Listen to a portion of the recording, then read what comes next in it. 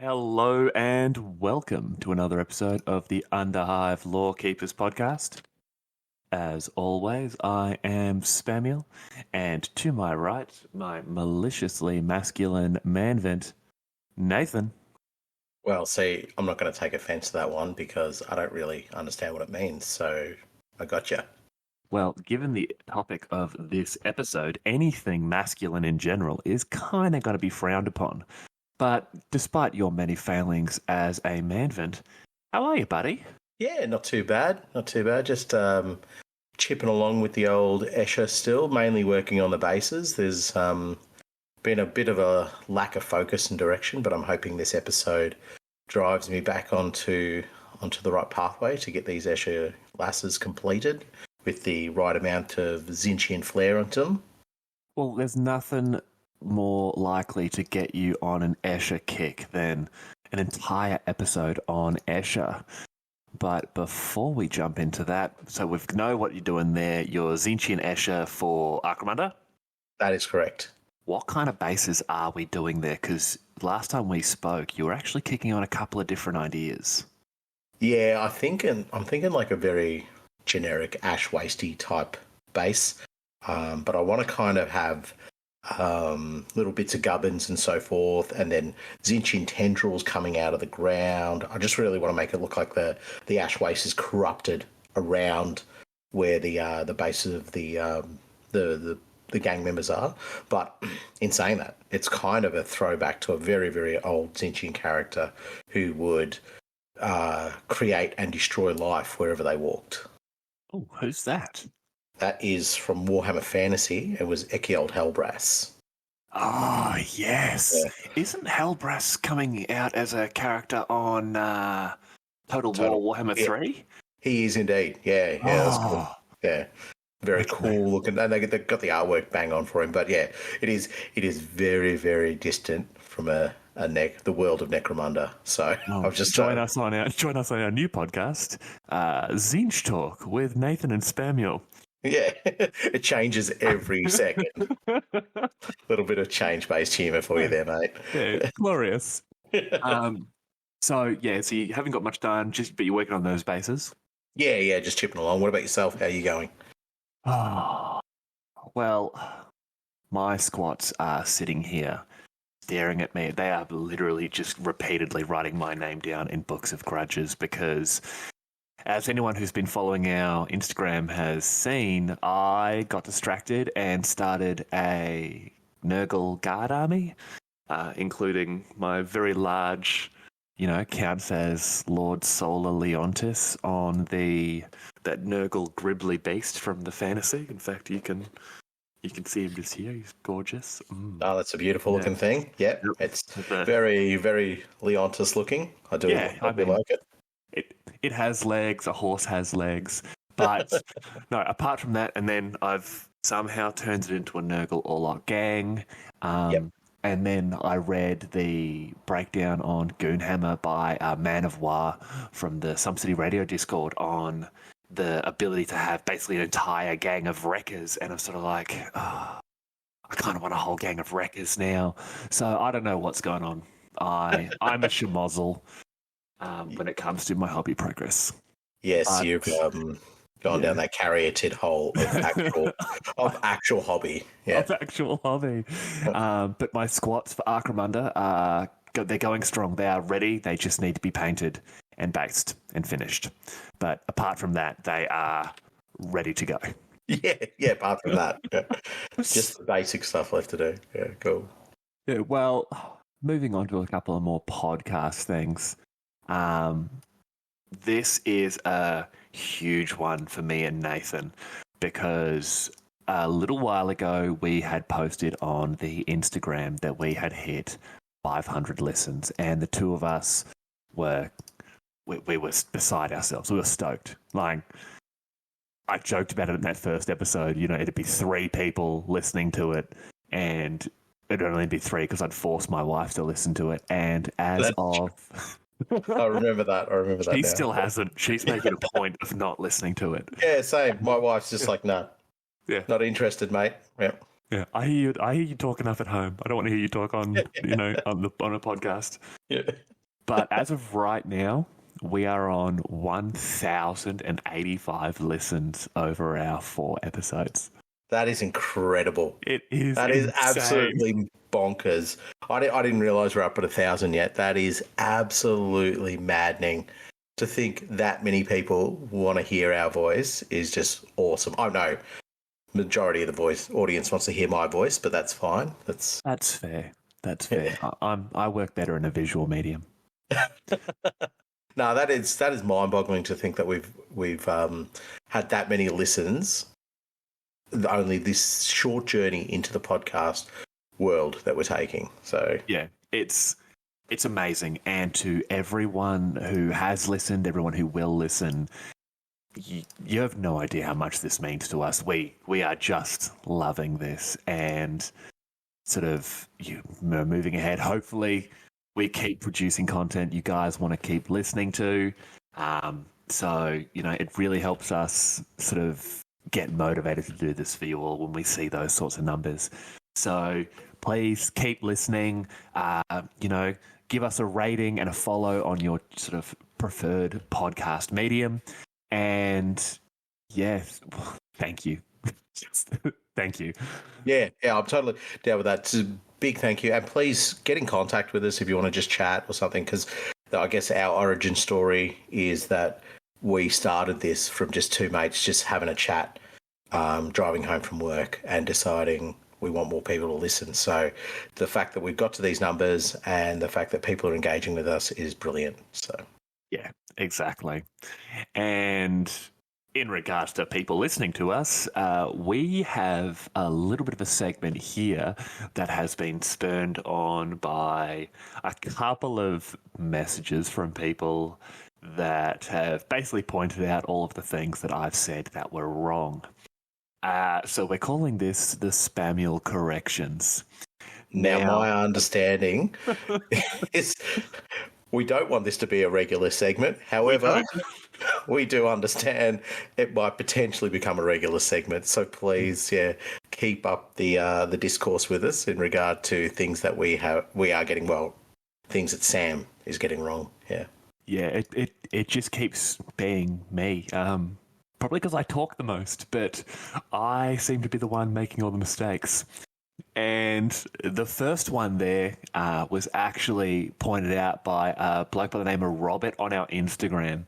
And this was in regards to the Air Guild. Now, I read Zephyr and immediately thought of the tiny gust of wind that a Zephyr is, and went on a rant and almost somewhat described as a tirade about Zeppelins, whereas I know the Air Guild control the flow and distribution of air in the Underhive. So, yeah, I'm just going to blame a brain fart for that one there. Thank you for pointing that one out to us, Robert. And the next one there was actually one you really got into, which was the availability of that map of the Western Hemisphere of Necromunda. And it was actually my man Roy from Necro Macho Entertainment. If you haven't listened to Necro Macho, please do. Those dudes are awesome, and it's a podcast I myself just wait in our alley for every time it's released. And Roy pointed out that it was actually available previously in the Ash Wastes rulebook. And number 3, the lucky last one from that one there. Once again, Roy pointed this one out to me, as well as Man of War from the Some City Radio Discord. That beast, remember that big gribbly fella that you fell in love with eating those Orlocks? That was an awesome picture. It's that. Don't tell me that's from something different. Yes, that's actually a dramatis personae by the name of the Abomination of Bad Zone 12, and it's available in the Book of Ruin to Chaos Helot and Corpse Grinder Cult gangs. So I screwed that one up so bad, 2 separate people had to tell me, Spamuel, what are you doing, mate? Yeah, no, good stuff. I, as I've said on other podcasts, I am a little bit ignorant of this. So you guide the ship. So you're the one sailing us into the icebergs at the moment. Yeah, I'm heading straight into them, mate. It's upsetting. But luckily enough, we only had 3 mistakes on that last episode there. But please, if anyone does hear anything there, whether it's straight up incorrect on my behalf or you've just interpreted something differently, please reach out to us at underhivelorekeepers@gmail.com. But now that the mistakes are out of the way, let's talk about something with a hell of a lot more meat on the bones here. We're talking about the glorious House of Escher. Now, Nathan, these are your girls, and to move us into the first topic of conversation for this episode, you've written something up here. Yeah. Comprised almost entirely of women, the noble House of Escher embodies a society defined by a matriarchal hierarchy, where strength, cunning, and resourcefulness determine one's place in the pecking order. These lethal women, armed with a unique blend of advanced chems, exotic weaponry, and unparalleled agility, have carved out a fearsome niche for themselves within the unforgiving urban battlegrounds. With their venomous aesthetics and a flair for crafting alliances as fragile as glass, an Escher gang weaves a complex tapestry of power struggles, alliances, and betrayals that paint the Hive cities in even darker shades of intrigue. In this episode, we will go over the history of House Escher, from their origins in the pre-imperial days of the Arrhenius continuity, to the modern-day rise of rebellion against House Helmore and the Imperium itself. Oh. Heavy stuff. Yeah, there's going to be a lot to this one here. Now, this is our first big gang episode, and especially seeing as we had to sort of start these out with a bang, we knew we had to start out with House Escher, and I tell you what, buddy, I'm ready for it. So when you're up for it, take us away. In the first few millennia of the Imperium's rule of Necromunda, the world is riven by strife and chaos. Among those to make their mark upon this time are the warrior women known as the Blades, hive queens whose will and genetic strength will one day become the foundation of House Escher. In an unremembered age, Celestria, Sindrina, and Solorana walk the wastes of Necromunda. During this period, they influence the world in countless ways, murdering hive kings, taking the Imperium's coin, but also working against its agents and protecting the people under their care. By the time they pass into history, their deeds are already legends traded among the tribes and clans of the Ashen world. Like, that just sounds so cool. Yeah, there's a certain element in history that we that you want to delve into, but I guess it's as good a time as any to mention it. Is that a lot of the history that we draw on for the information, especially in the gang episodes and especially in this Escher episode, we draw upon from a paragraph or a line. So unfortunately, there's things like the unremembered age is very clear that we don't get a great deal of depth and detail, but we do get a lot of information about the Blades in this period and who they are and what they stand for. And I think it's really good that it's clear to see that their drive and their purpose is what does help shape Escher, especially in the later periods once we begin to get the split from House Ulandari. Oh, yeah, but just... And I always end up doing this. You've just hit it there perfectly. We're talking about these little lines that they're just nothing throwaway points. But it's just this one here. During this period, they influence the world in countless ways. Murdering hive kings, taking the Imperium's coin, but also working against its agents and protecting the people under their care. So... the house has been present since the pre-imperial days of the Arrhenius continuity. And then the Imperium's come along and, yeah, well, you can pay us. We'll be your muscle in the hive. But also, that guy there, he offended me. I'm going to kill his whole family. Yeah, and whether they be Imperium or not, it's like, no, you've overstepped your mark here, and this is what throws them into the I guess the sense of being legends and a bit of a myth behind them is because from the small snippets of information we have, we know they are an unrelenting, uncompromising force within this, I guess, pre-Helmore days, where pre sort of defined hierarchy and pre sort of defined rule over the planet. So they're brilliant. They're a brilliant source to draw some inspiration from, just purely from a historical point of view.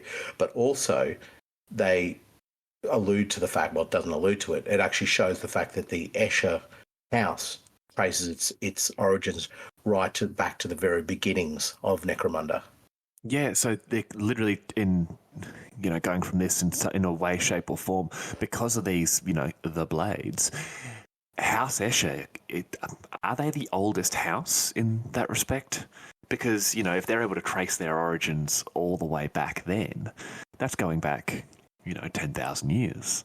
Yeah, it would be. And from everything that I've read in our research for this, it does seem like they are the oldest house because, well, they're the ones who can most definitively trace their house back. That they're saying, we have come from here. But we'll find out later in this episode that there is a bit of a split, and so it does muddy the genetic pool of who they are and where they've come from. Yeah. But for me, they are the true blood of Necromunda. And the most important thing I think to talk about in this respect here are the blades. Now, the blades were the three ancient warrior sisters, Celestria, Sidrina, and Solarana, whose genetic legacy gives us rise to both House Yulanti and the clan house of Escher. So what is actually known about the sisters comes mainly from the oral histories, myths, and legends that are maintained by House Escher's Council of Crones.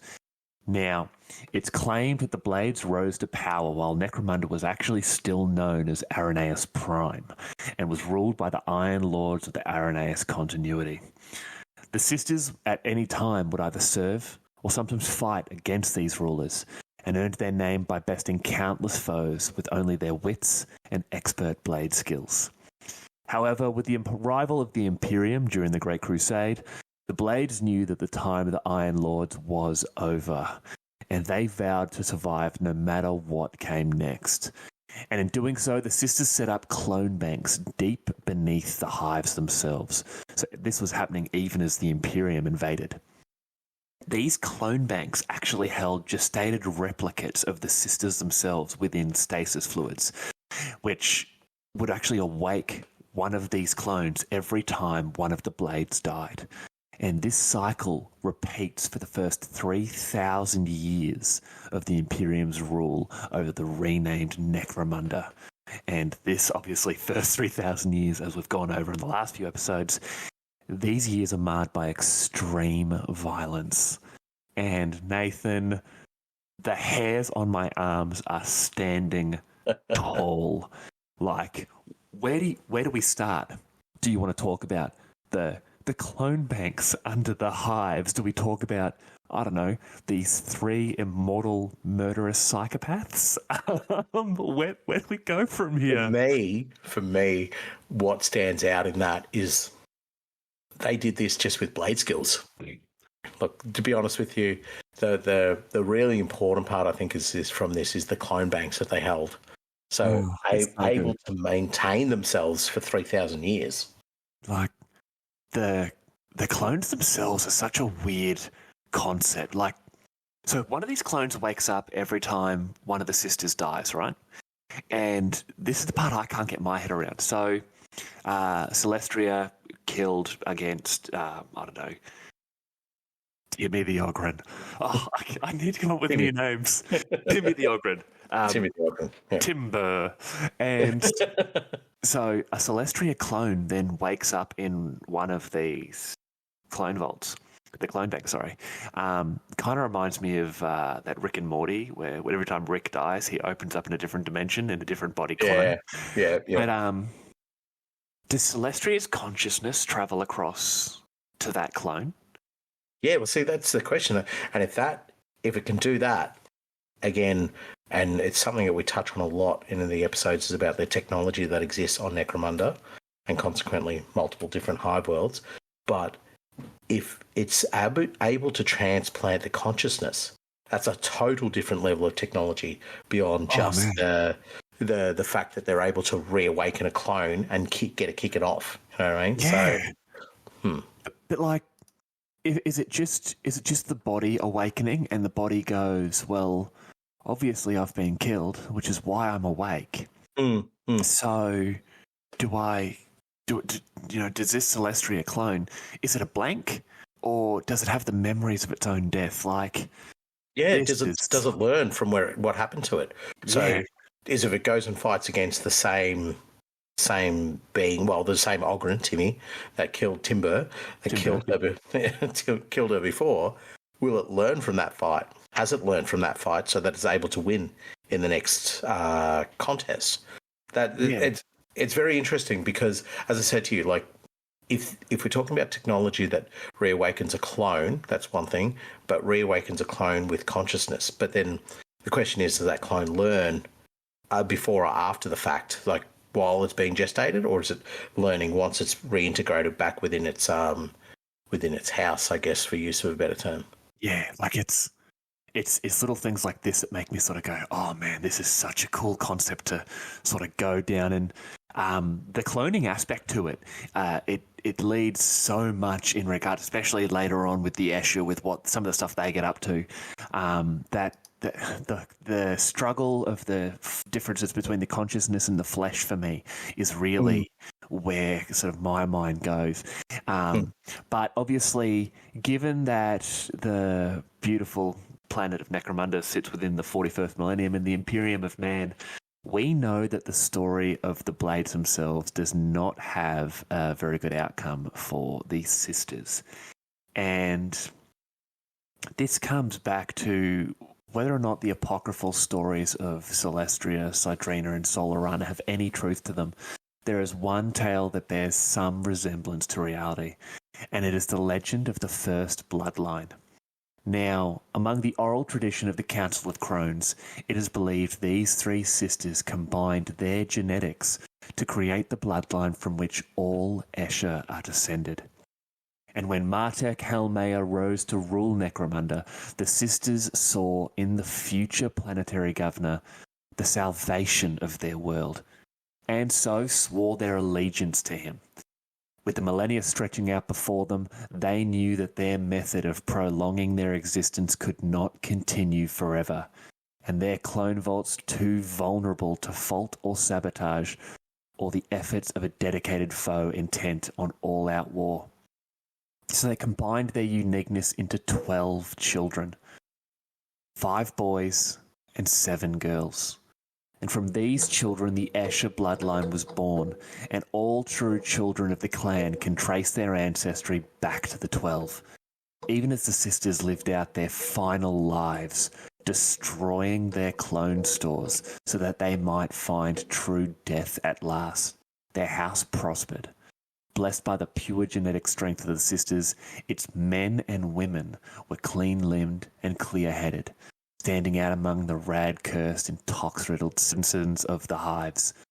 Their service to Lord Helmaya also earned them status as a great house, taking the name Ulandari after one of Necromunda's moons. And the hits just keep on coming. Where do we start on this one? Like, oh, you know what? I'm going to go ahead and start it here. The progenitors of the 12.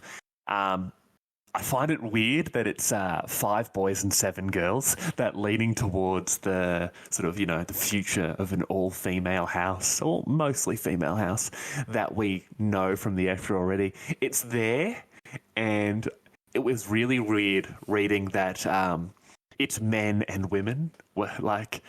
Yeah. I understand as a shriveled and dishevelled manvant, you'd be used to there being others of your kind in the house, but just reading about it and sort of seeing it in that respect, it's just so strange. Yeah, it doesn't sound like you're reading about House Escher, No. and effectively you're not. You're still you're reading about their prehistory, and this is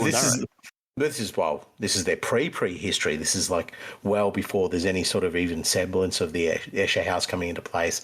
But it is an odd sort of why would they not go 6 and 6? You know, like if you're going to pick 12, but I guess there's some sort of reason for it, and I guess predominantly the reason is that they want to emphasise that the female or the mother is the most important aspect of passing on the genetic traits. So, but that's sort of okay. We know that they need to pass on the genetic traits, which is sort of a bit of a sad thing for the blades as well. They can see their end, and they're seeing that their method of theirs, I don't know, it's a very crude method of immortality, is not something that's sustainable. I mean, 3,000 years, that's a good run. Well done. But it's not something that is going to maintain for X period of time. And it's a bit sad to see them end like that. And it sort of begs a question about where they see themselves, why they saw themselves as needing to end. You know, like we read in there that, you know, they're talking about, there's sabotage and all these other things that could go wrong. But they all seem like issues that you could solve. Maybe just bump up your security. That's about it. Yeah. But, so it's almost like I might get a cold one day, don't want to have to wipe my nose. I'm just going to cut my nose off. Yeah, exactly. That makes sense to me. Yeah. I'll get rid of the nose. Yep, that's cool. Whereas, as I said, like they've there must be a reason why they've decided that this is the end of them, those three. Whether they're tiring of life or, you know, they can't see any value that they're adding towards their new house. Yeah. Orlandari. But it's interesting to see that Helmaya, uses the similar sort of technology as well. I think he does, doesn't he? Yeah. Because he was living in the weird, I think it was a bio bed or a nutrient bed. That's right. Yeah. Almost like what was it we said? Like Neo in the Matrix when he wakes up. Yeah, true. Yeah. And he took the best genetic traits from the strongest necromundans he could find, and sort of went from Helmaya to Helmore. And I wonder if it was it? Do you think it could have been Escher technology that he used to do that? Well, this is the only other reference we see to that method of creating a progenitor sort of thing. So this is the only other time we see it. So surely it must have been maybe. Do you know what they're saying about the security of their vaults? Maybe that's a direct link there. Their vaults, their technology was taken and stolen. And so they go, oh, man, I didn't even think of that. Yeah, that's we're going to have a planet overrun with clones left, right, and centre. So let's scrap it so that we become more legendary, I guess, but also it saves the planet. Because from what we read here about the Blades is they want to see the success of Necromunda, because at this stage we don't have necessarily the houses. We have the kings and we have the Blades and we have other mentions of hierarchy, but the houses themselves are not yet an established thing. So the success of the planet is what they're looking for. So, for sure. Also, we're talking about a planet full of clones. Shout out to the beautiful, definitely not cloned men and women of the glorious planet of Krieg. They're not cloned. They're just an effective tool of the Imperium. And sometimes you need to make your tools in a factory. Yeah. I think it's definitely you're on the money with what you've said there. Like, has Yahya Helmaya stolen that, or his ancestors, have they stolen that extra technology and he's put it to good use? But pouring out for our girls Celestria, Sidrina, and Solarana. It's been great knowing you girls. Yeah, see you later. But I guess that leads us perfectly into the first matriarch of Ulandari, the birth of the Queen. Correct me if I'm wrong here. Athasasi Ashbourne. I would have no idea how to pronounce that. So you know what? Athasasi sounds great. Athasasi, yeah. So we have the birth of the first queen, Athasasi, and she reaffirms her pledge of blades to Martek Helmaya. So this is obviously she's decided we're going to double down on the fact that we are committed to the Helmaz, and they embody the blades. And she's also the first to bear the title of the Ancient and the Young and wear the three-faced crown, which is a great, obviously, throwback to the sisters as well. Mm. Despite her young age and relative inexperience, her reign is marked by massive expansions for the Ulandari and the extermination of dozens of their rivals. She will go on to be immortalised in countless statues, paintings and hollow sculptures that endure to this day within the sirens of Hive Primus. So this is really, we're starting to talk about something that's very familiar to lovers of House Escher. We're starting to talk about something that that people can relate to, in that we're talking about a queen, we're talking about the Ancient and the Young. We're going, okay, cool. This is where we start to formulate what the gang hierarchy will start to look like.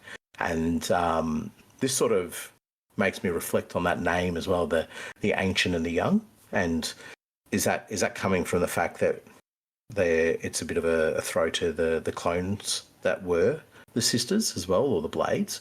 So you obviously had an ancient one and then you had a young one, all going at the same time. So it's a continuation. So that's what this first queen becomes.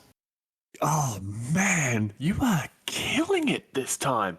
Yeah, because it'd be, who says that just because one has, just popped into a new clone, that the other two haven't been kicking around for decades, if not centuries by this point. Yeah.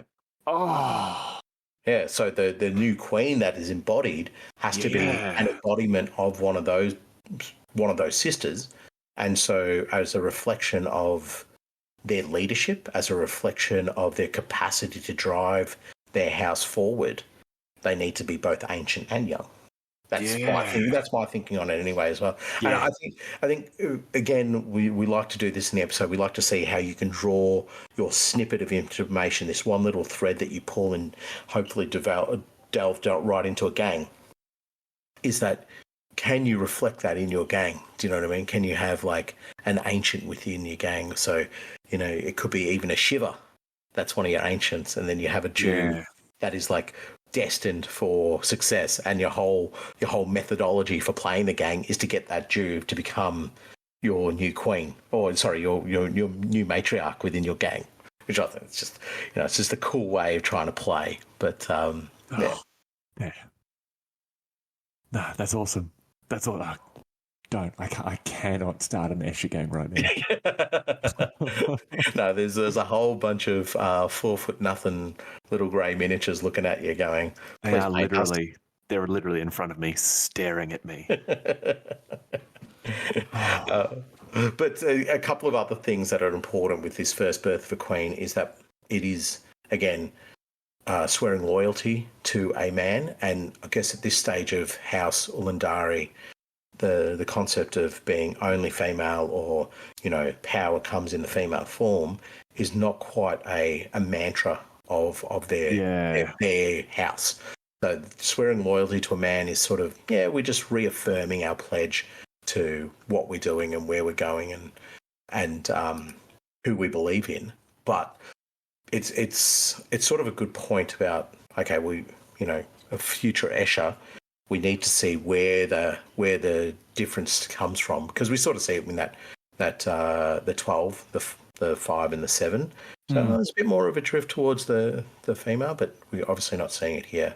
And then I guess the other cool thing that I did mention was the three-faced crown. Yeah, that is sick. Yeah, that is so cool. And you would have more knowledge of this, but is there a miniature with a three-faced crown? Oh God, no.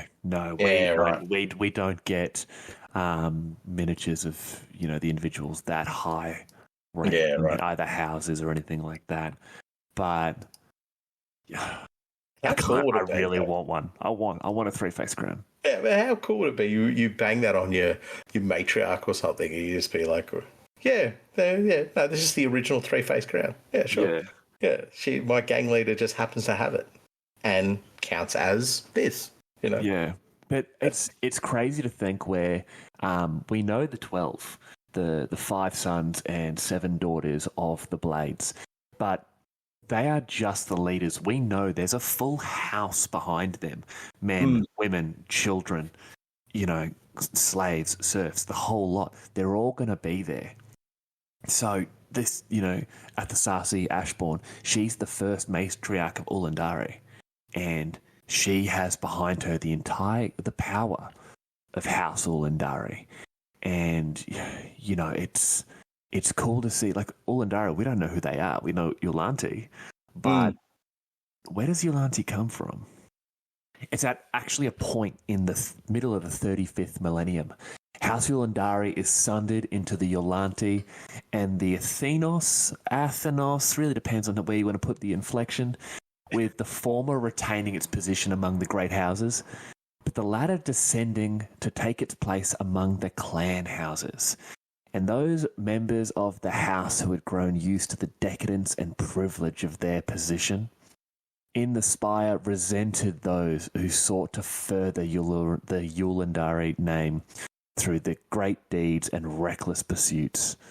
The latter group, being the Athenos, included much of the youth of the house, reared on tales of their ancestors and the founding mothers.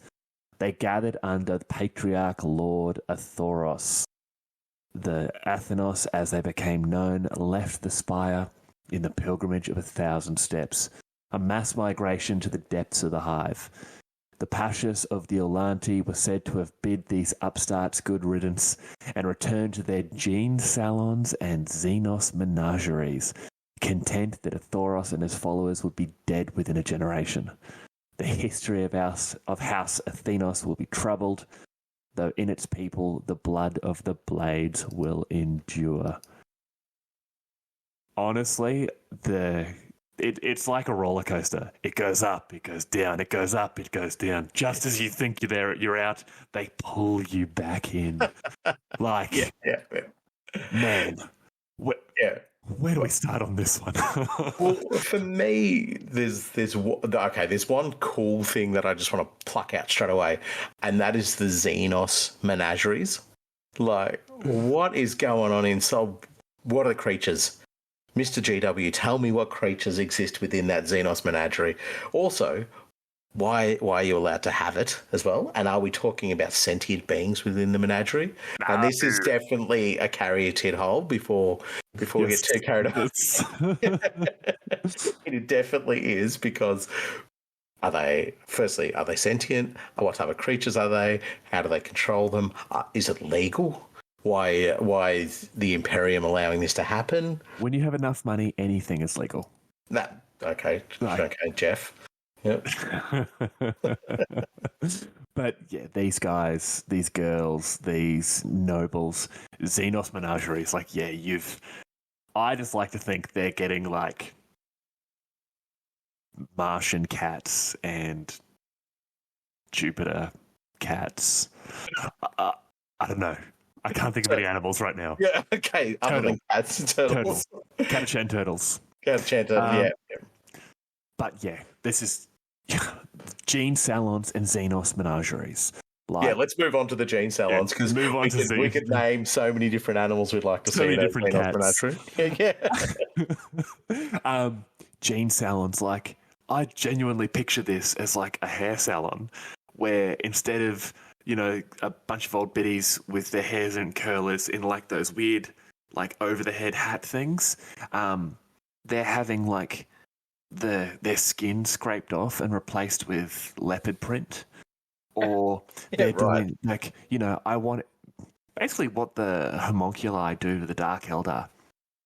I want cat eyes today. Or I want scales. Oh, right. These gene cells where they're literally messing with your genetic makeup to alter you. And like, I was a lot more vanilla than that. I was just thinking about, just like redo treatments. They're just keeping them young.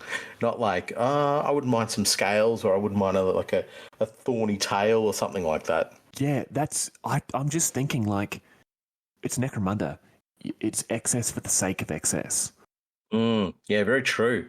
Very true. So, but then they'd also be pushing the boundaries of what would still remain them as human. Do you know what I mean? Yeah. So you kind of go, where do you stop once you got the giant crab claw hand and the shaved head and the You don't want to step into muty territory. You want a new paint job. You don't want to trash paint the the engine. hardware. Yeah, true. But It's just these little bits. Yeah. speaking of sticking to human, now if you actually jump into the House of Blades book, there is a really cool little factoid there about the patriarch Lord Athoros. Now Athoros Rex, when he went down Hive, the Yulanti were like, yeah, you can go, you'll be dead within a generation.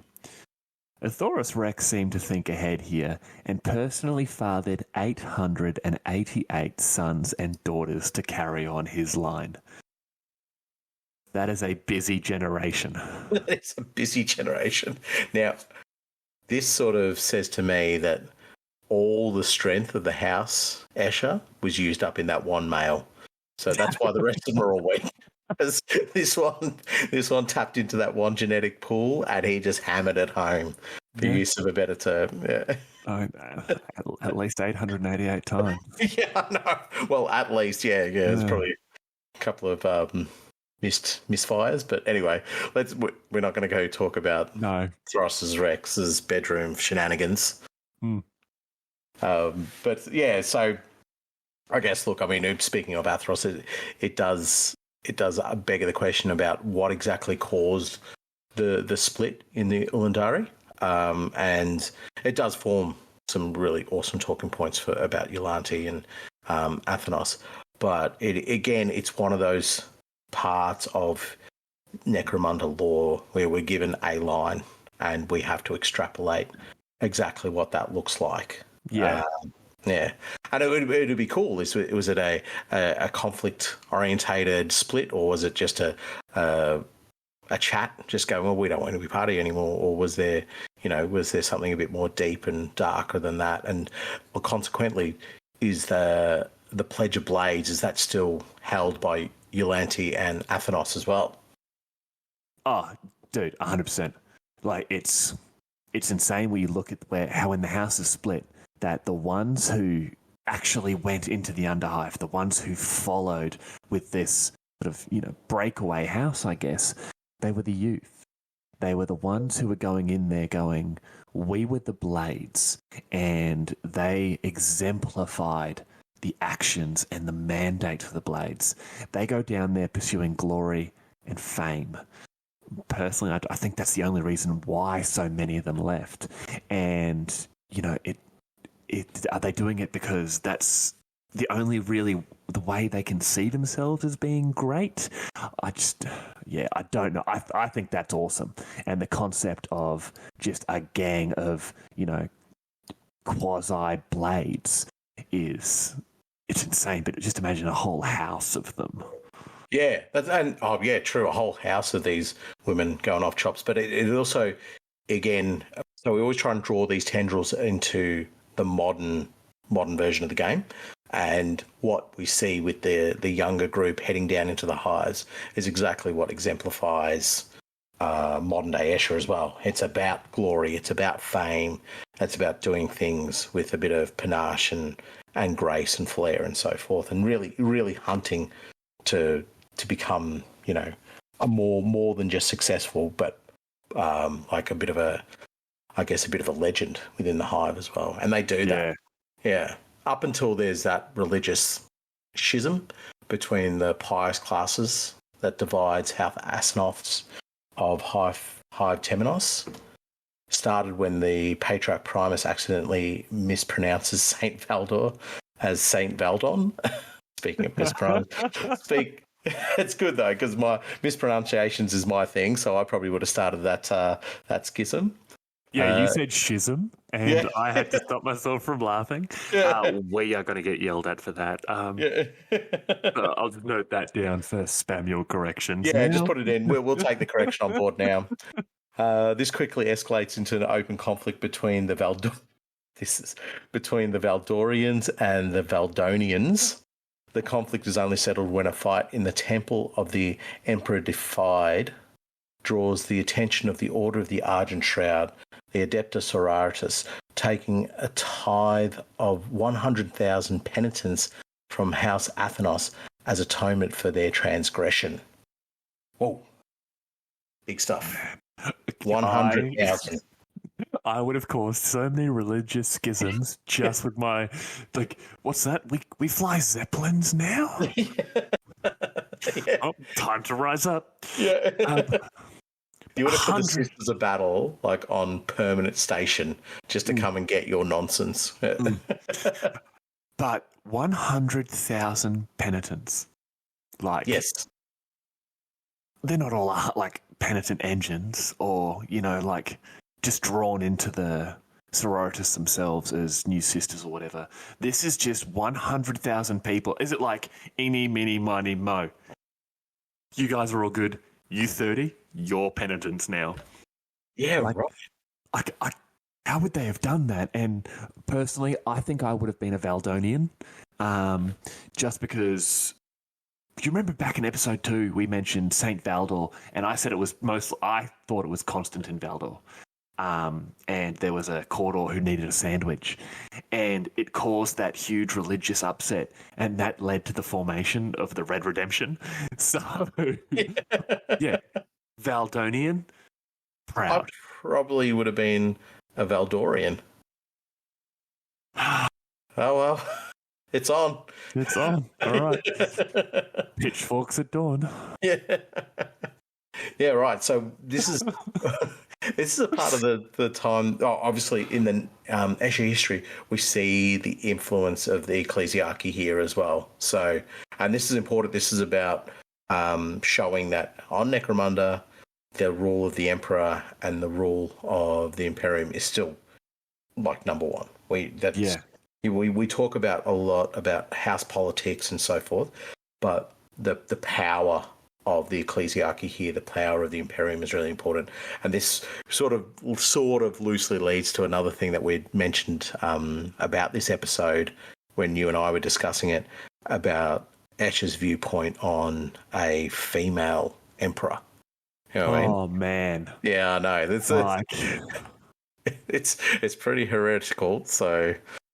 Well, not really. I mean, it's just, what was it? It was Terminal Overkill, and I'm going to be talking about that particular book so much during this episode. If people haven't read it and you want to know more about House Escher, Terminal Overkill, in my opinion, is an absolute must-read.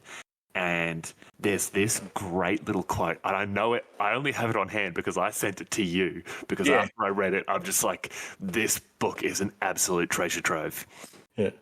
A little prayer to the Holy Empress, the golden warrior who was the mother of all mankind. That is just... It feels naughty. It does feel like... It feels real naughty. It's definitely heretical. But then, if that is the viewpoint of modern-day Escher, and I know we're still in the almost prehistory stage of them, but if that's the viewpoint of them, does that viewpoint exist during this uprising? Or this conflict? I don't think it would. Because they haven't had the sort of the flesh curse hasn't really kicked in yet. We still have male and female. True, Yulandari. So a male emperor is just a male emperor. Yeah, right. I don't think it would have. The changes wouldn't have happened yet in that respect. Yeah, right. Okay, so that sort of defeats the reason I brought it up, but that doesn't matter because it's still interesting to think that an empress rather than an emperor. Yeah, that's a heresy. Well, this is the point here where during this time frame, the House of Blades takes its place among the clan houses of Necromunda. Now, over these centuries of upheavals, the house will enjoy both triumphs and suffer defeats, spreading their influence over the toxic world even as poison grows within its heart that will one day bring it to the edge of extinction. So the House of Blades is House Escher, correct? No, this would still be when Athenos. So what's the House of Blades? Athenos. They're not the House of Blades, are they? Sure they are. The Yulanti, they're a grand house. They're one of the true noble families. And Athenos, during this part here, has taken its place and solidified itself as a clan house. So they're of the lesser nobles, what the Escher are now. Yeah, okay, so this is really their precursor. Yeah. Right. Exactly. So the catalyst for change and salvation of the House of Blades came during the Two-Faced War when the House Helmore was divided. Yulanti used this time to strengthen their position in High Primus, pledging their allegiance to the Lady Cinderak Helmore and benefiting from her successes. By contrast, the Athenos were divided, more than half the clan having sided with her brother Gothril. House Athenos is consumed by the Asharki.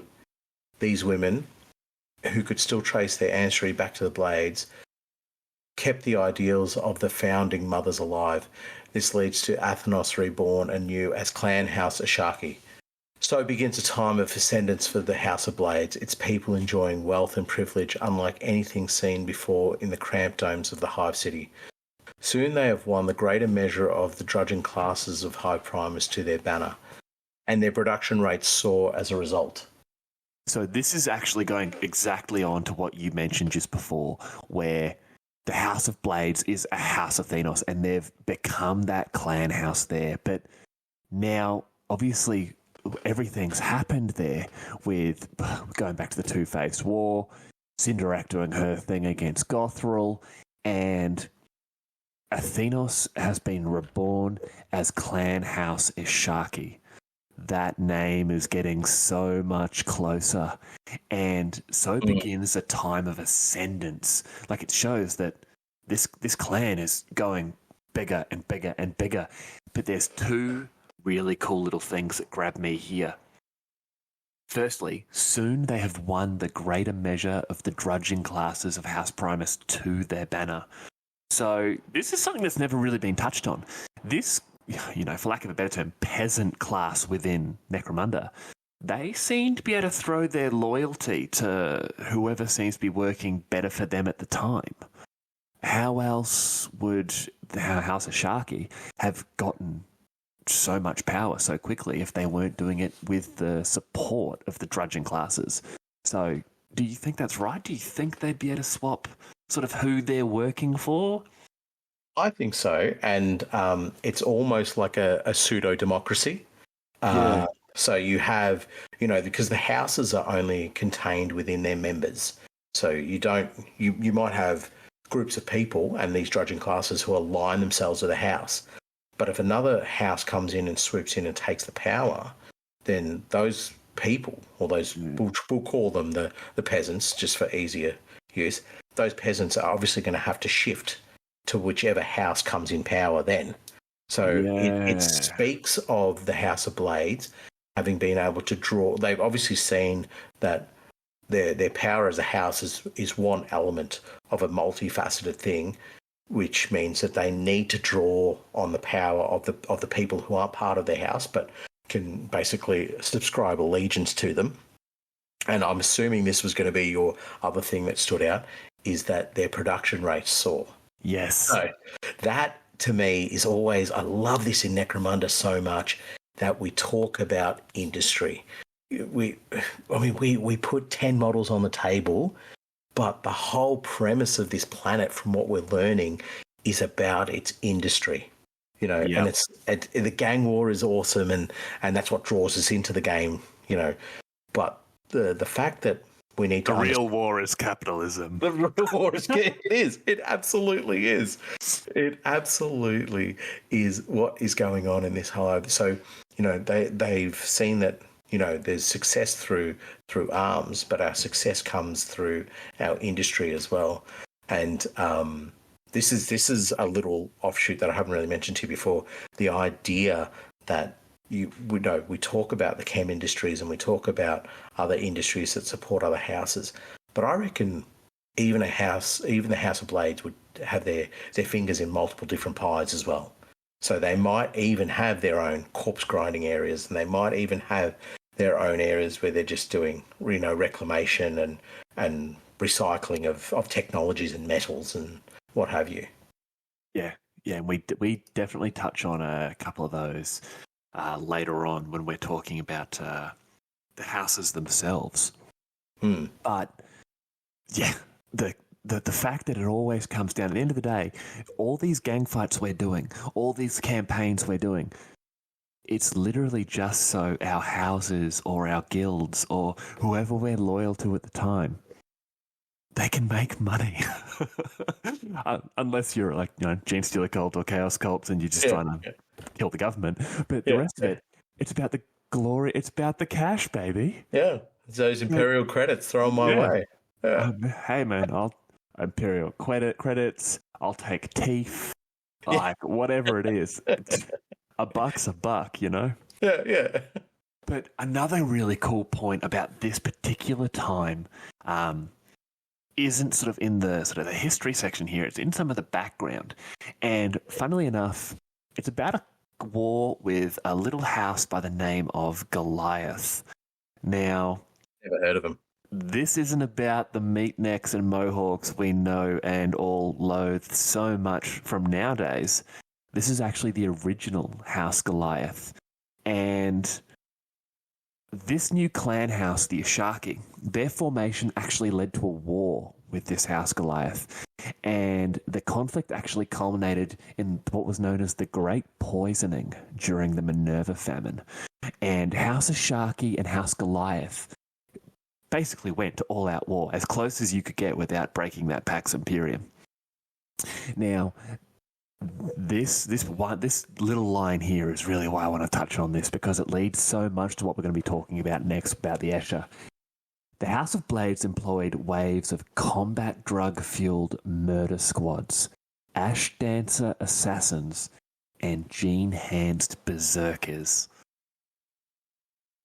Games Workshop, if you ever release a box of any of the combination of the following words, drug-fueled murder squads, ash dancer assassins, or gene-enhanced berserkers, sign me up for 5 of each, because I need those in my life. Like, yeah. What do they look like? What do they look like? Yeah. Well, I want to see that. I want to see an ash dancer assassin. I really do. I want to know what it looks like, how it functions, and how I can manipulate it to be more akin to the way I think it should be. Okay. So at the end of the year, after I've done the Science of Gothril, I'm starting an Escher gang. Oh, I hate myself. It's good, man. You are welcome. I brought you into the fold. My matriarch will be very happy. Well, going from those glorious little conflicts with House Goliath, it all seems a little bit excessive, doesn't it? Well, the alchemical excesses of the Ashaki have actually led to a rise in malformed male youths. Now, at first, people. Yes, they are. Now, at first, these signs are dismissed as a result of Necromunda's appalling environment. However, in time, they cannot be denied. Rather than change the ways, the Ashaki patriarchs use all of their resources to just hide the secret from the rest of the planet's population. So this is the first true sign of what we know as the Flesh Curse. And I'm glad the Ashaki are basically waving banners saying fake news. Our men are absolutely fine. They've always had issue bench pressing. But we know what's coming. And this is one horrible thing about history, where we're reading this sort of stuff and you're falling in love with these houses and these stories and these lines, and something like this pops up and you're just like, please don't. Man. Please don't do this. Don't go down this pathway. Pick a different pathway and you will be a lot happier in the end. But instead, they're like, just get a bit of plaster, put it over the cracks. Yeah. That's no problem. We'll be fine. And their blokes are barely able to stand up. And it's just like, no, he's just had one too many. He's fine. Yeah, he's drunk. Yeah. He's drunk. Yeah. He's drunk all the time. I know, he's a terrible husband. Yeah. But this highlights to where they came from with Ulundari. You know, the gene. What do we call them? The gene salons. Gene salons. Sorry, this word escapes me. Yeah, so we've got the gene salons, and they haven't given up on it. You know what I mean? Which is fair. It's what they come from. It's where they are. But clearly, it started to have a detrimental effect on the male population. And it's just funny that the thinking that goes into it, and we see this across many different gang histories, and unfortunately in real life as well, is where people just go, no, what we're doing is fine. What we're doing is fine. It'll right its ship. It's fine. Yeah. And unfortunately, you end up with manvants. Yeah, like great manvants, but manvants all the same. They're all right. Yeah. So from this, a splinter cult of clan chemists discovers one of the Blade's clone vaults. Oh, wow. So one of the actual clone vaults, once believed to have been destroyed in the depths under Hive Acros. Without realising the danger, they awaken a number of the clones who, in their insanity, lead a bloody murder spree throughout the Hive before vanishing into the waste. Brother, that is a whole campaign on its own right there. Oh, see, I can't do this, man. I've got so many gangs already. Murder clones. Come on. Just sweeping through as well. So they've gone bonkers too. They're not like they've been held up there for thousands of years at this stage. Oh, and yeah. it's like we should be out there. We should be functioning. They're no longer kicking on. So when they've gone and knocked on the door and said the secret password, they've just came out frothing. Yeah. Right. Yeah. Like that is so cool. And this goes back to that consciousness versus the flesh. Exactly. Have they all woken up at the same time, right? Mm. And they all know, no, I'm not supposed to be alive. We got rid of these vaults. Are these sisters just sitting there going, I wanted to die. Why have you woken me up? Yeah. And because they go on these murder sprees throughout the Hive. And also, Hive Arcos, for those of you who may not have read into this part here, Hive Arcos is literally the basis for the Dark Uprising box set. And the Hive is gone. You guys might remember they covered that bad boy in sand and ash and just said they can just suffocate. Remember we said the corpse grinders were there by themselves? Yeah, right. That's where this murder vault is. So remember when I was like, they'll die, it'll be fine. I changed that statement. I just realized they have access to large amounts of clone technology. We need to make sure no one goes there. Ever. But then, and we will touch on this when we do a corpse grinder cult episode. Yes. But in my mind, with my limited knowledge, I believe one of those clones is the very first of the corpse grinders.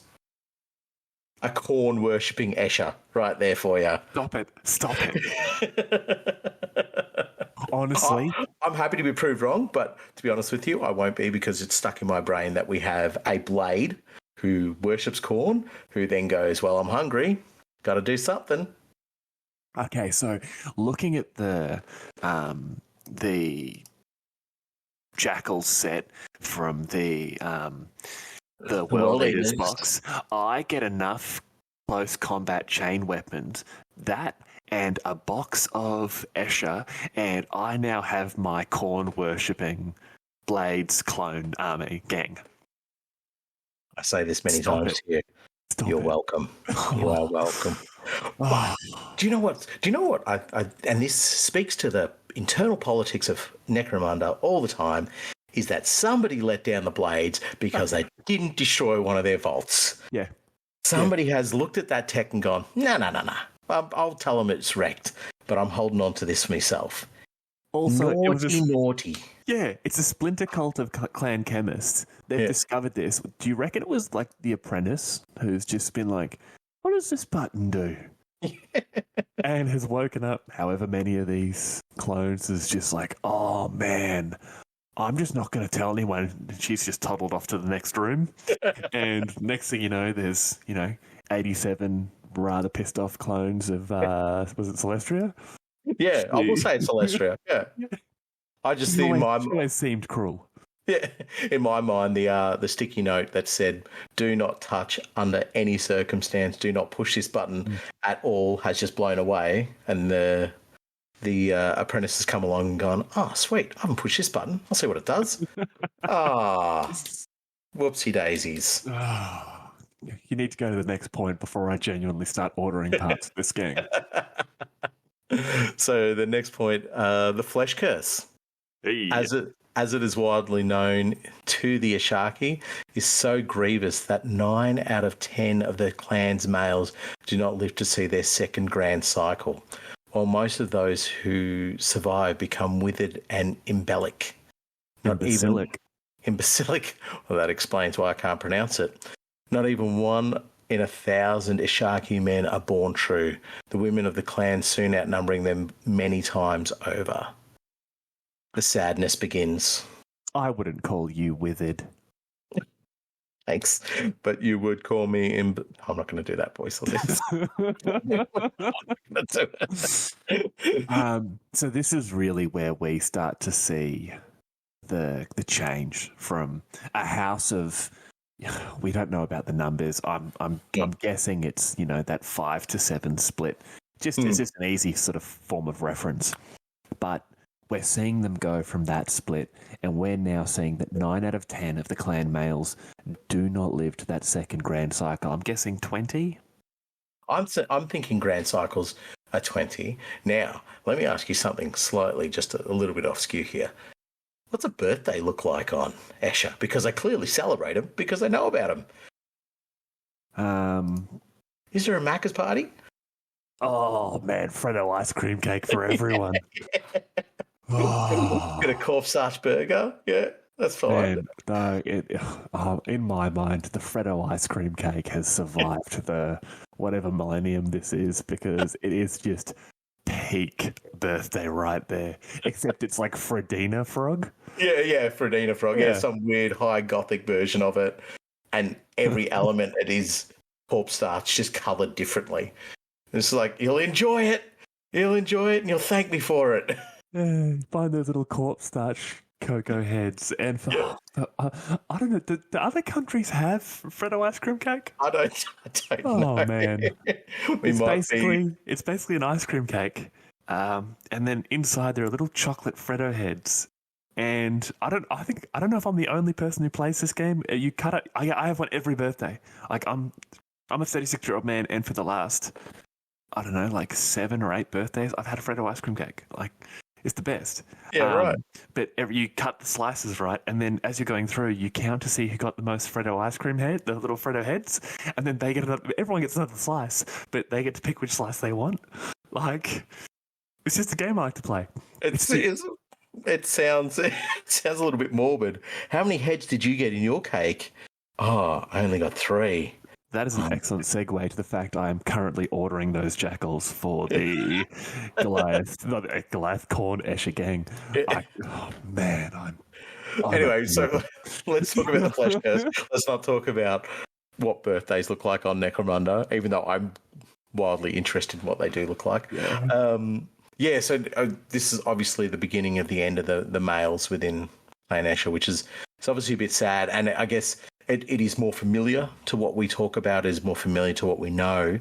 But I guess a lot of the success and a lot of the fortune that has come towards Clan Escher, or Ashaki at this stage, has been driven by having both male and female counterparts. So I guess we're going to see a different pathway they take, being just entirely, well, not entirely, but 95% female gang now. Well, they're going back to terminal overkill, and there's actually a really big exception to the breakdown there. The story mainly goes around a pair of Escher twins, Reiko and Bri Tori. Reiko is a male, and they are twins, obviously gestated and born at the same time. And their mother, Red Tori, was actually, I believe, an exiled noble. I haven't actually finished the book yet. And leader of the Wild Hydra gang. And the twins came from the same Genesis cycle, sharing a womb and sharing a hammock. So, yeah, I'm no doctor or biologist, or most of the time I don't even spell properly. But the concept there is it just the gestation of the male fetus that has the issue? Because obviously when it's twins, one male, one female, maybe is there something in the genetics there that, you know... Maybe the female part of that twin kept the male stronger. I don't know. Yeah. Or maybe it counteracted the flesh curse. Yeah, that's exactly what I'm thinking. Like, yeah, right. Any biology scientists that listen to the podcast, please feel free to, if you're an expert in cloning or maybe some sort of weird curse that causes is zygote a word? A zygote to not work properly? I don't know. Mate, you are asking the wrong person. I've missed a lot of those words you said. All I heard was male baby, female baby. I'm like, yeah, cool, buddy. Yeah. Well, female babies are obviously the issue the Escher are having here. They're only having them. And if they're not having them, they are, horrible, imbecilic little things. In an effort to stay off the inevitable, the Escher, as they are now known, attempt to engineer a new male bloodline. But due to interference by the glorious House Van Sar and the unruly nature of the subjects themselves, the project is abandoned. Nathan, what do you think that project was called? Project New Guy? Very close. It was Project Goliath. This is actually where we get the modern-day House Goliath from. Once again, the Escher throwing back to the cloning technology we talked about way at the beginning of this episode, where, they've attempted to... They've cloned themselves out or genetically modified themselves away from the male ability to continue on the house. So they're trying to clone some more and instead give us glorious meatnecks. But we can't go in too much to that. No, we won't. But just hang on a second here. So are you telling me that the House Goliath they have a war with is... It's a different House Goliath. And so this House Goliath... So they create House Goliath, for use of a better term. Yeah. And they name them Goliath as a joke because they defeated House Goliath so long ago. That's funny, and it blew up in their faces too. Thanks to your dirty House Van Sar. Okay, once again, you're getting a little bit personal with these attacks, mate. I suppose someone of your inferior genetic capability would be doing that, though. Yeah, right. But after Go ahead. centuries, the flesh curse has sunk its claws so deeply into the clan that House Escher must be reborn if it is to survive. The matriarchs rise to this challenge, the women of the clan taking the roles once dominated by their menfolk, while new heroes are made by those Escher who dream once more of greatness. And the fall from glory that House Escher has experienced just here, it looking back on their history and the amazing things the Blades did, the Ulandari did, the Yulanti sort of started to do, and now House Escher is a house crippled, where literally half, if not, if maybe pretty close, 49% maybe, of their population is dead before their second, it is real the decade. Darkness before the dawn, my friend. I don't know, man. If a planet like Necromunda is finding out you're weak, the rats will begin to circle. Well, I mean, but this is exactly what you just mentioned. The women start to take over the roles that the menfolk were doing, and so you're supplanting those roles. You're not necessarily having to recreate the wheel for any of that. So it's not too hard for them to hopefully bring the clan up to a better condition. But yeah, I guess you are right. When weakness is shown, it does lead to the vultures circling. And speaking of, as word of Escher's weakened line spreads throughout Necromunda, other clans try to take over their industries and territories. On the Great Ash Road, House Orlok launches a series of raids against the Escher-owned settlement of Ashtown, expecting little resistance. They are quickly disabused of this notion when 20 Escher Wildrunners drive off 3 Orlok road gangs in a firefight that lasts 3 entire days. Mate, 12 strong. That's good stuff. Yes, so much yes. Where these 20 wild runners, and we'll go into what wild runners are later on, but just purely from a gaming perspective, they're prospects.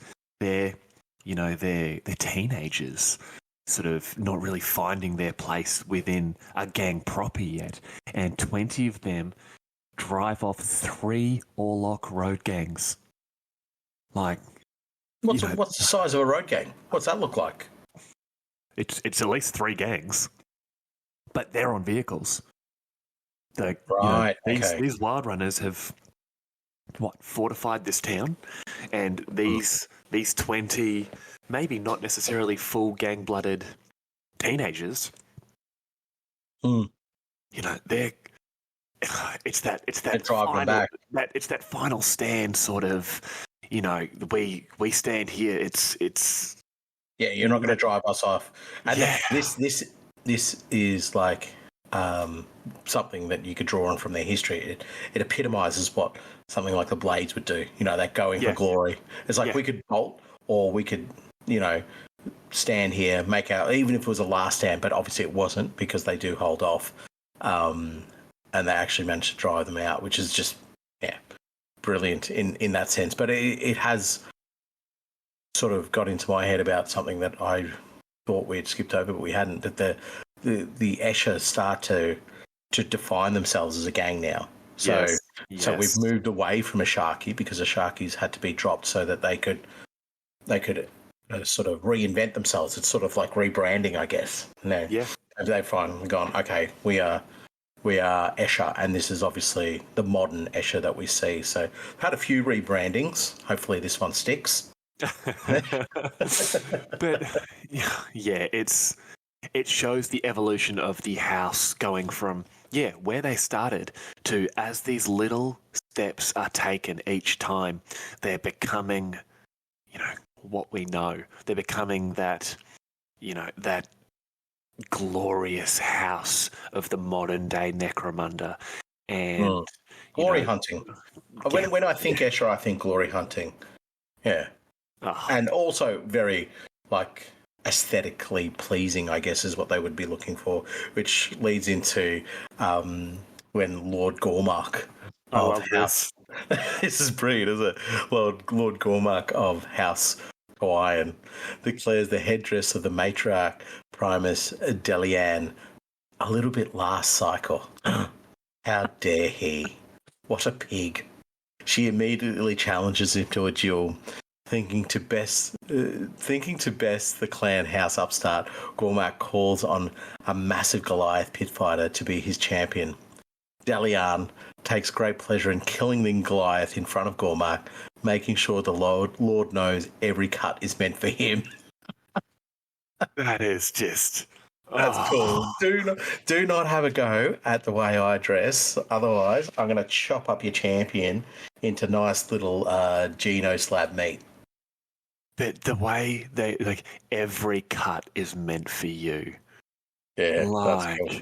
Oh, that is just... You are absolutely right. It is that aesthetic. It is just, no, I'm going to kill you dead, and it's going to hurt the whole time.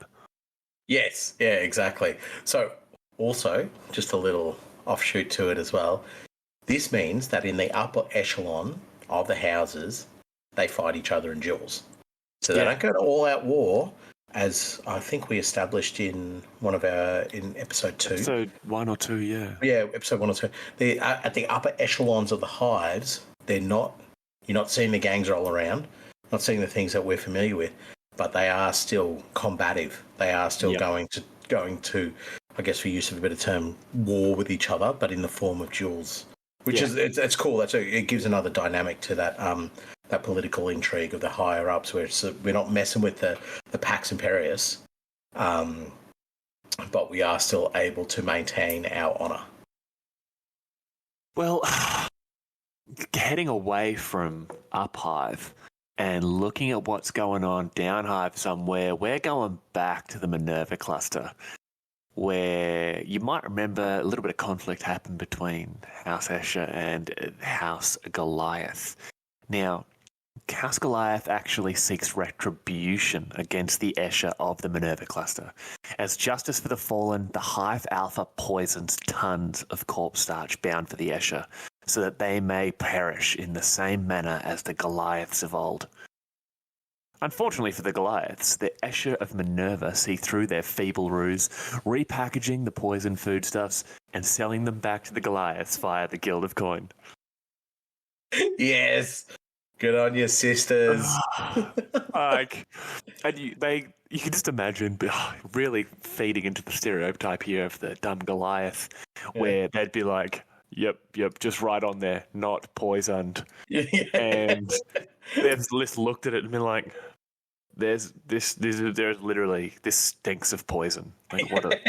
It's literally glowing green, but it says not poison, and the handlers are already dead from it. Yeah. Please to eat Escher, please. We got you good. Yep. Like, it's just these little things there that, once again, they are so cunning. They are 2 steps ahead of everyone, except maybe the Dalak. I don't even know if the Dalak exists at this point yet. This is really good. When we've been doing the research for this, I have been thinking that as well. Is that House Escher are almost like a poor man Delacroix. They are just like not exactly on the same page as the Delacroix, but they go down that pathway. They're sneaky, they're conniving, and obviously the Delacroix are the primaries, and they're the best at it. But yeah, I have been thinking that as well. Just say Delacroix again, just to really, really hurt me emotionally. Do you not like my pronunciation of the word Delacroix? No one likes your pronunciation of the word Delacroix, because Delacroix isn't a word. It's Delac, or Delac, if you lack the ability to enunciate your words correctly.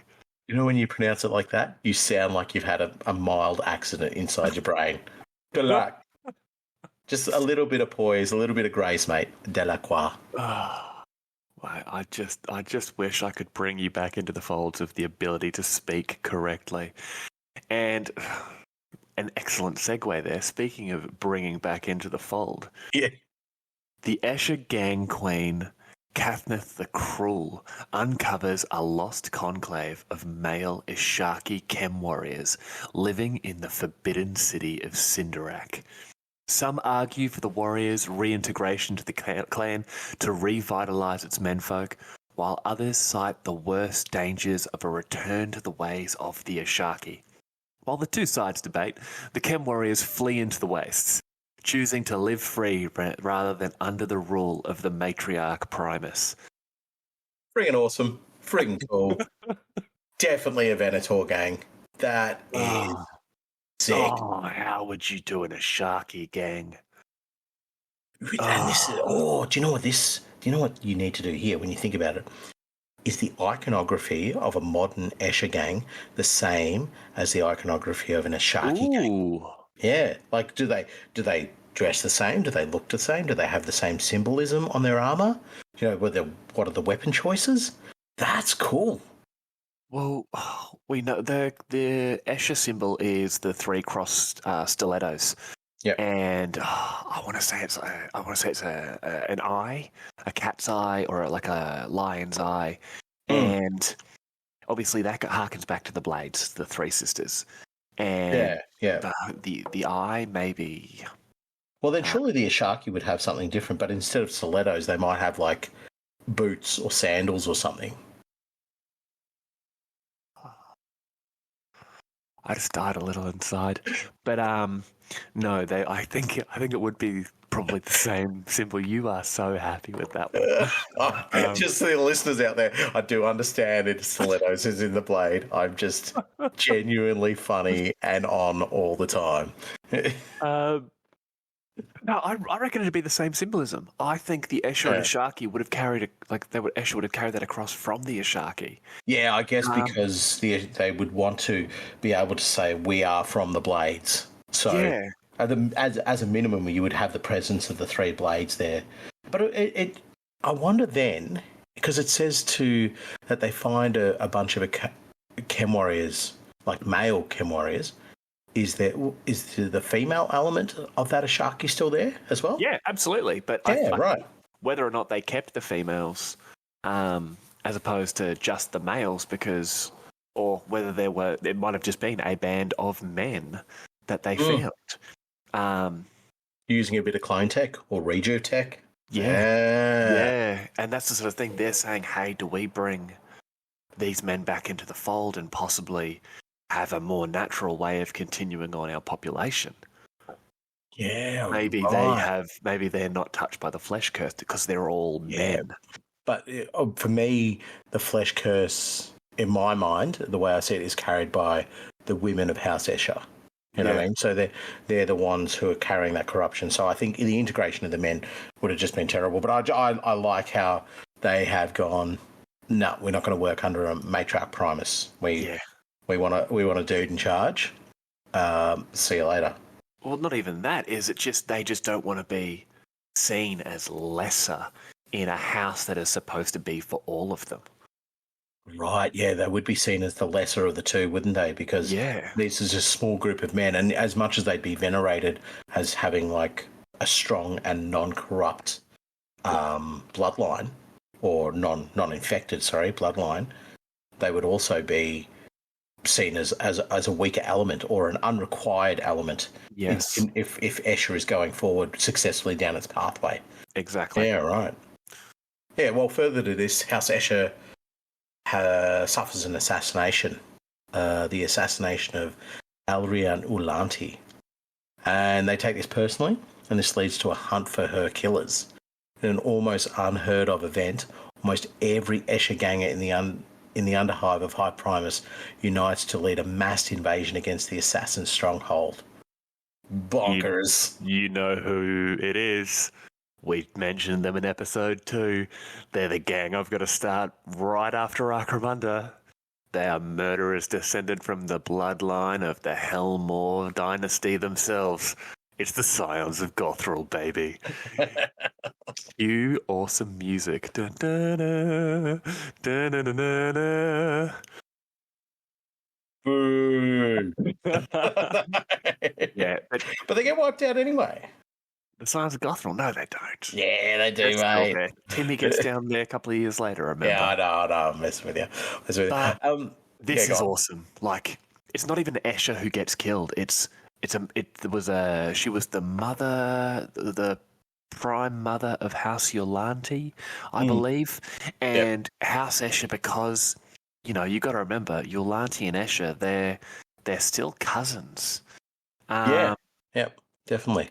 And the fact they've taken that so personally that they've gone out there to go, nah, enough is enough. We need to find who did this. It just shows that loyalty and the familial ties that bind Escher and Yolanti together, even thousands of years later. Yeah, exactly. And this is something I've been thinking about as we've been doing the pod. Is okay. We have those links with the upper house and the noble house and so forth, and we can see in this that it still drives them to go. We are a unified presence. Does that mean still that the Pledge of Blades still holds true with House Escher? It would have to. I truly believe it would have to. Yeah. But is it still the same Pledge of Blades. These are just like little questions that pop into my head. I'm like, oh, it sounds potentially interesting. You know, what does that sound like, that new Pledge of Blades? Because then obviously an assassination takes on board, and you go, okay, shouldn't then House Helmore be assisting House Ulanti? Well, you don't really know, from what I recall from, I think it was episode 2. They don't really remember exactly. They don't realize who did the killing. They don't know who actually was the assassin until these Escher gangs get together and get in there and find it. Right. Yeah. In fact, Yeah, from what we had from that episode, it was the murder of Alarian Ulanti while she sleeps in her rejuvenate casket sparks a hive-wide hunt for the assassin. House Helmore's enforcers, Imperial agents, and bounty hunters follow the killer's trail into the Underhive, uncovering a family of murderers descended from Helmore's own bloodline. In an epic confrontation, gangs and enforcers fight shoulder to shoulder against the assassins, destroying their fortress and sending it crashing into the sump below. That's right. And so my question is a bit redundant. Does the Pledge of Blades hold true? Fact, well, it does. Yeah. That was late M40. So it shows how recent it is in that respect. And so it's still applying. Yeah. So 10,000 years later, the family, the Blades themselves, their descendants are still loyal to each other. Yeah. Oh, that's cool. Over 10 years after the fall of Hive Arcos, the gang leader Zarina and her sisters stagger out of the wastes. Zarina says she is a survivor of the fall and claims to have damning information regarding what really brought the Hive down. The matriarch Primus welcomes Zarina to the Escher Council chamber in Hive Primus, where Lord Helmore's enforcers are waiting to take her away. The poor woman. I am now really worried because you joked before that it was one of the Blades who was the first corpse grinder cult to start the fall of Hive Arcos, and now she's just like, I have damning information regarding what happened. Yeah, it was one of our ancestors. Yeah, and the matriarch is working alongside Helmore and going, no. This is better on the down low. This will impact our production. So pack it up, pack it in. But it just shows that whatever this information was, the risk of keeping it from the Imperial House and possibly offending them is held. That concept is held above even loyalty to your own house. Yeah, right. It's right. That's pretty interesting because, obviously, there's a survivor of Arcos, and the matriarch said, we had this survivor. Somewhere along the line, Helmore's enforcers are brought in. Yeah, and so that means 100% the matriarch Primus has gotten the information to them. Yeah, okay, yep. I think that's what you're sort of hinting at. And I genuinely think she's gone. When she found out what this has been said, she's like, nah.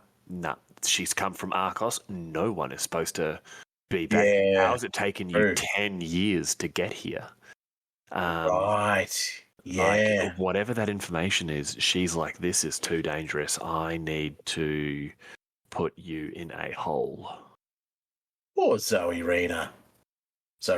I know how to pronounce her name. It's spelled Zarina.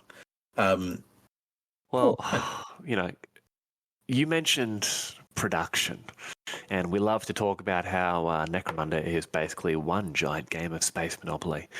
And at this point, House Escher is actually at the height of its power as a clan house and enjoys a place in Necromundan society unheard of since the dark days of the Asharki. But rather than rest upon its achievements, the clan house uses this time to its advantage by further increasing its share of Necromunda's vast material wealth. And two cool little aspects here in regards to Necromunda's wealth when it comes to the Escher themselves.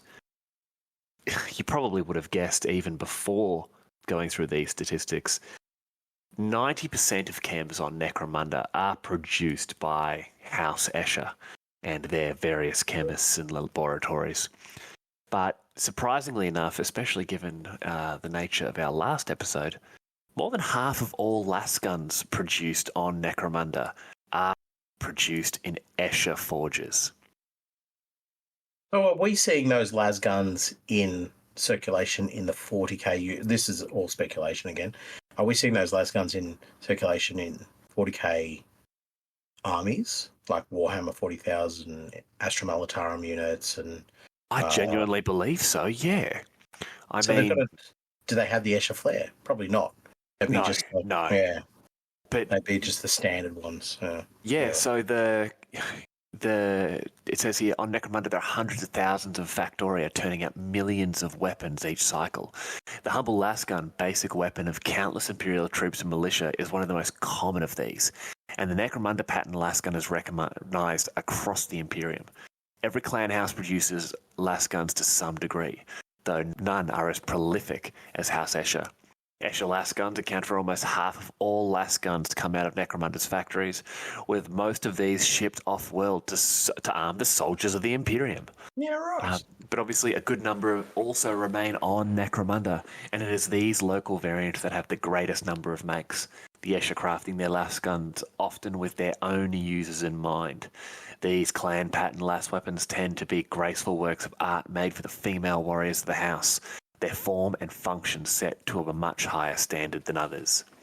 So yeah, they're literally knocking these things out for guard regiments and Imperial militias and all of that. That's cool. That's cool. And I've literally just looked up the Necromunda pattern lasgun, and you actually don't see it a lot in a lot of Astra Militarum regiments that you can purchase. Like, I think you see it in a lot of the artwork, but I like that, and it's something that we mentioned in the previous episode, and something I keep hashing on about, the fact that their weapons, they do a little bit more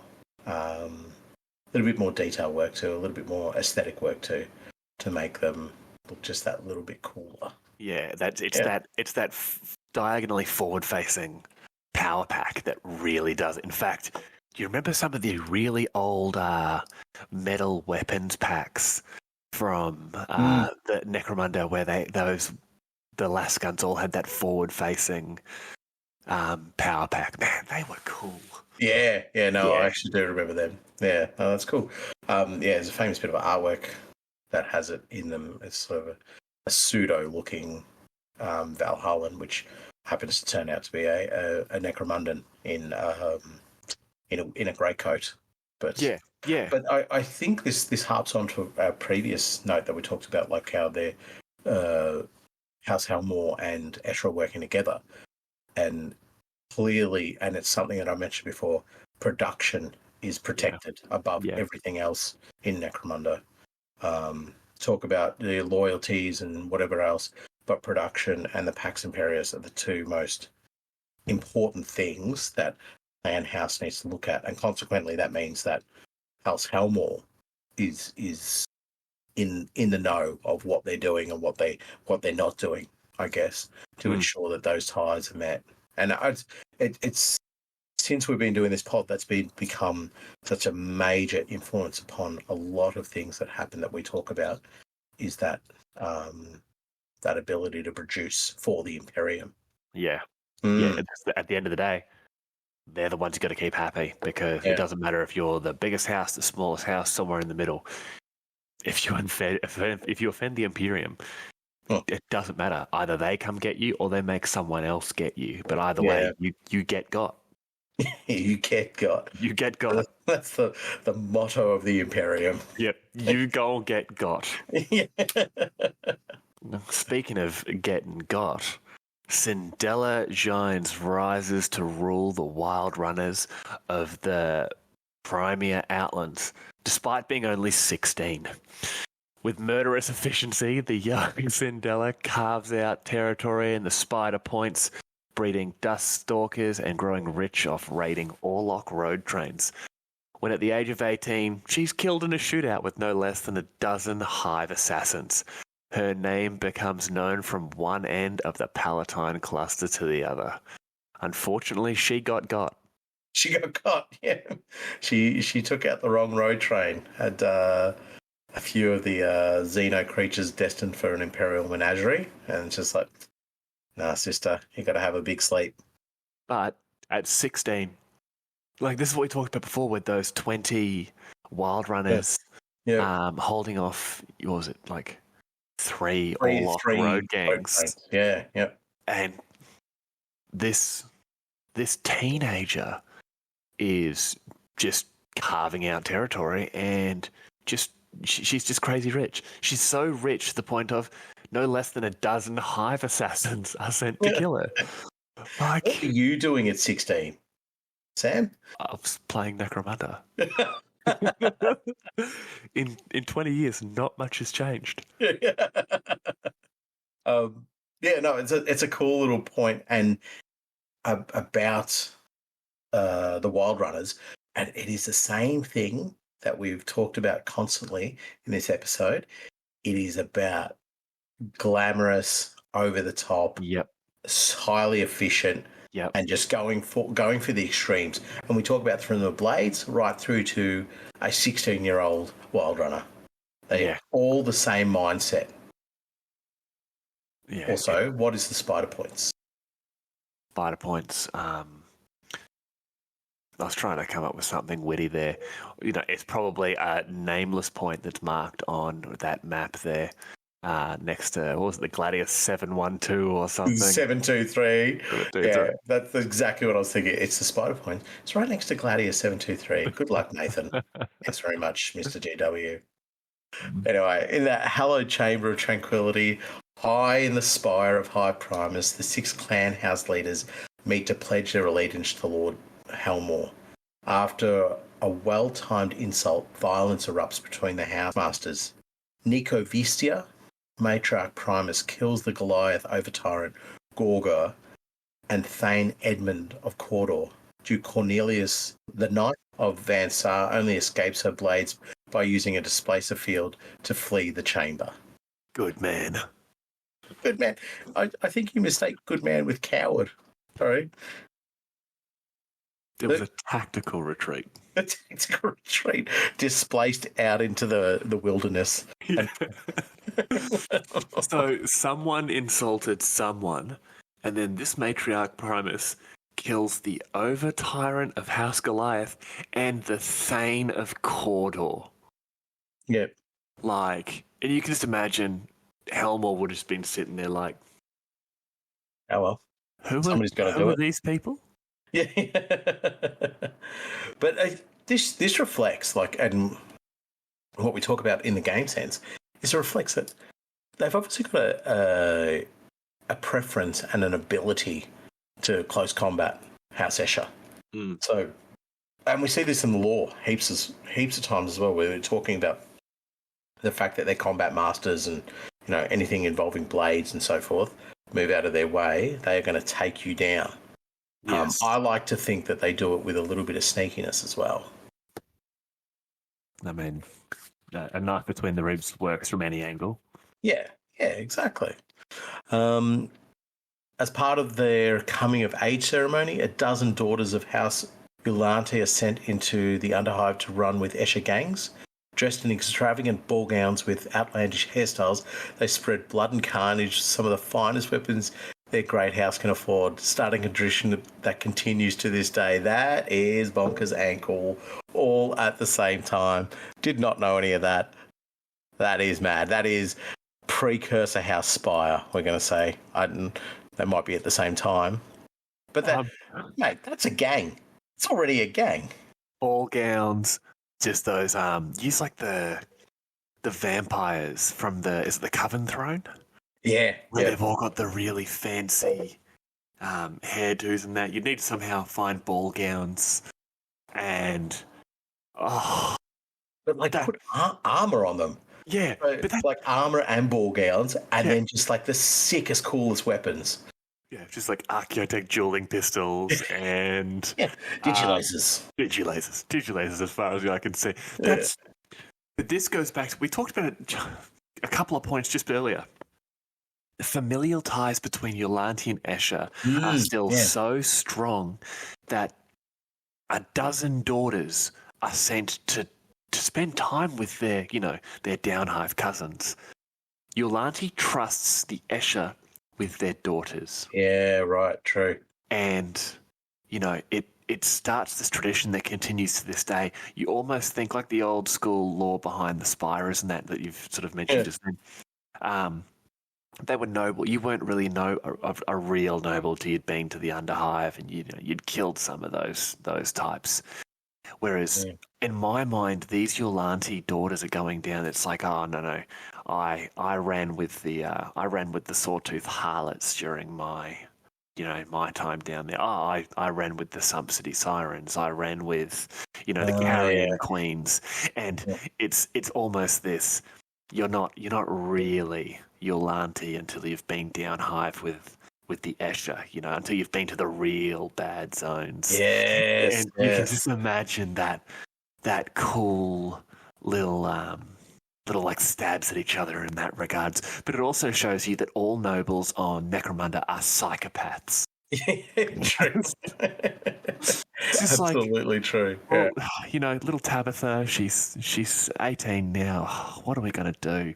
How about we send her down with those murder cousins of yours? That is genius. Yeah. Maybe she can kill some poor unsuspecting mushroom farmer. Hey, maybe she can kill him with gusto. Yeah. Yeah, spend some time down there, get her fingers a little bit bloody, hook into it, and then she'll come back just a new woman. Yeah. And speaking of just, being a psychopath and getting your fingers bloody, when the gang queen Lacey Dark arrives in Two Tunnels, she decides to deal with all her rivals in one go, inviting every gang in Two Tunnels to the twice shy drinking hole for a chat.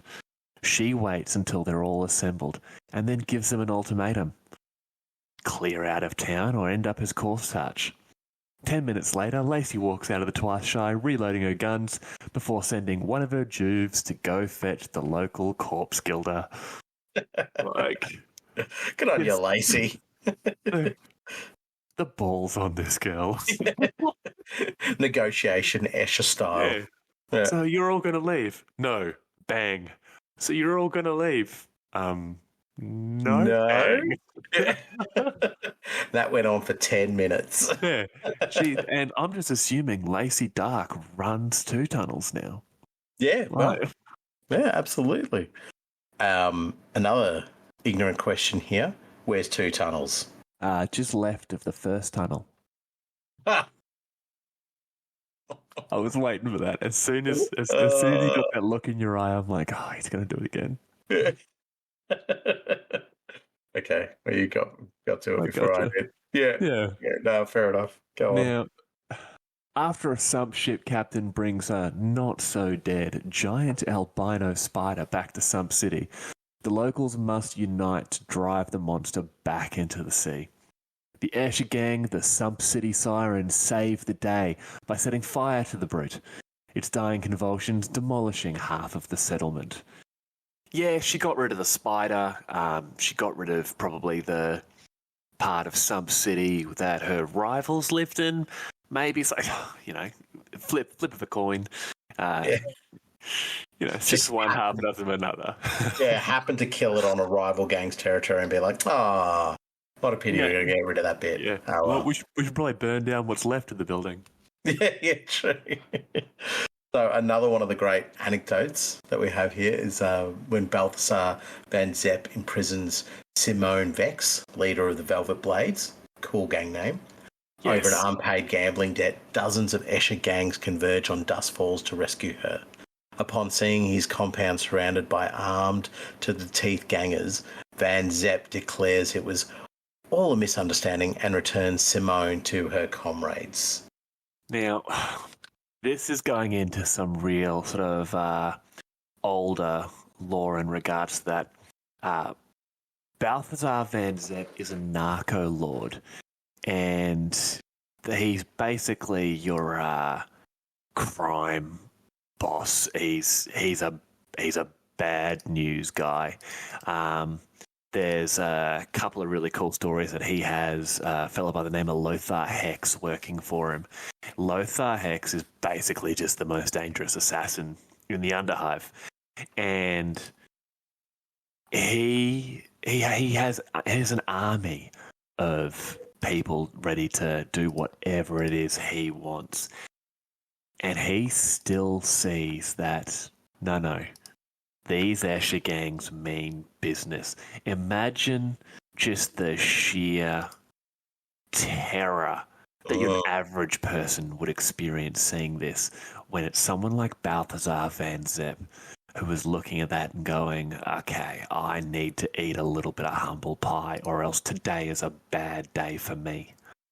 Yeah. But I just love that it's not dozens of Escher, it's dozens of Escher gangs. Yes. So they're uniting and they go, the old union saying, touch one, touch all. Yes. So yes. You've decided to capture old Simone. We're coming for you. And when it's not going to be a negotiation, it's going to be an Escher-style negotiation, like what we read about where the, what's her name? I've misplaced it now. Literally Lacey Duck? No, not Lacey Duck. Nikio Vistia, the one who kills the Over-Tyrant and the Thane. It's standard net Escher negotiation. It's like, we're rocking up, we're going to destroy you. And that's the negotiation. You have one chance. Oh, and Lacey did the same thing as well. It's like, we're here, do what we say, and that's the only option you have. Otherwise, you're dead. So it says dozens, all right, which let's just say on the lower end of dozens, and let's say 2 dozen. So 24 gangs. Yeah. That's like 8 per gang? 8 per gang. Yeah. If you look just simple, 24 times 8, 192. Let's just round that up to a nice even 200. 200 Escher gangers show up at your house saying, you have something that belongs to us. Yeah, hand it over. Yeah. Also, we brought all of our weapons with us because it does say they're armed to the teeth. Yeah. Also, you may need some of these bullets inside your body. But that shows the intimidation of Escher, Sharky, Alanti, Athros, the Blades. It's just been constant through everything we've read about their history, prehistory. They are a threatening, terrifying force that think outside of the square, and they also are unrelenting in their pursuit of success. It's the perfect gang. But what you've said there, unrelenting in their pursuit of success, it is exactly it. I mean, you go back to the beginning, the 3 sisters. It openly said sometimes they fought for the Imperium. Sometimes they fought against the Imperium. Sometimes they fought for the Iron Lords. Sometimes they fought against the Iron Lords. No matter what, they fought for themselves above and beyond all. They had history with their house and those who served inside them. But at the end of the day, it was them. And this exemplifies House Escher to me, where it is a sisterhood where, yes, there have been some bumps on the road here, but at the end of the day, from start to finish, all true daughters of House Escher can trace their way back to those original 3. And this is it. It's this example where, like you said, it's touch one, touch all. Yeah. Where they've pulled themselves in and gone, no, enough is enough.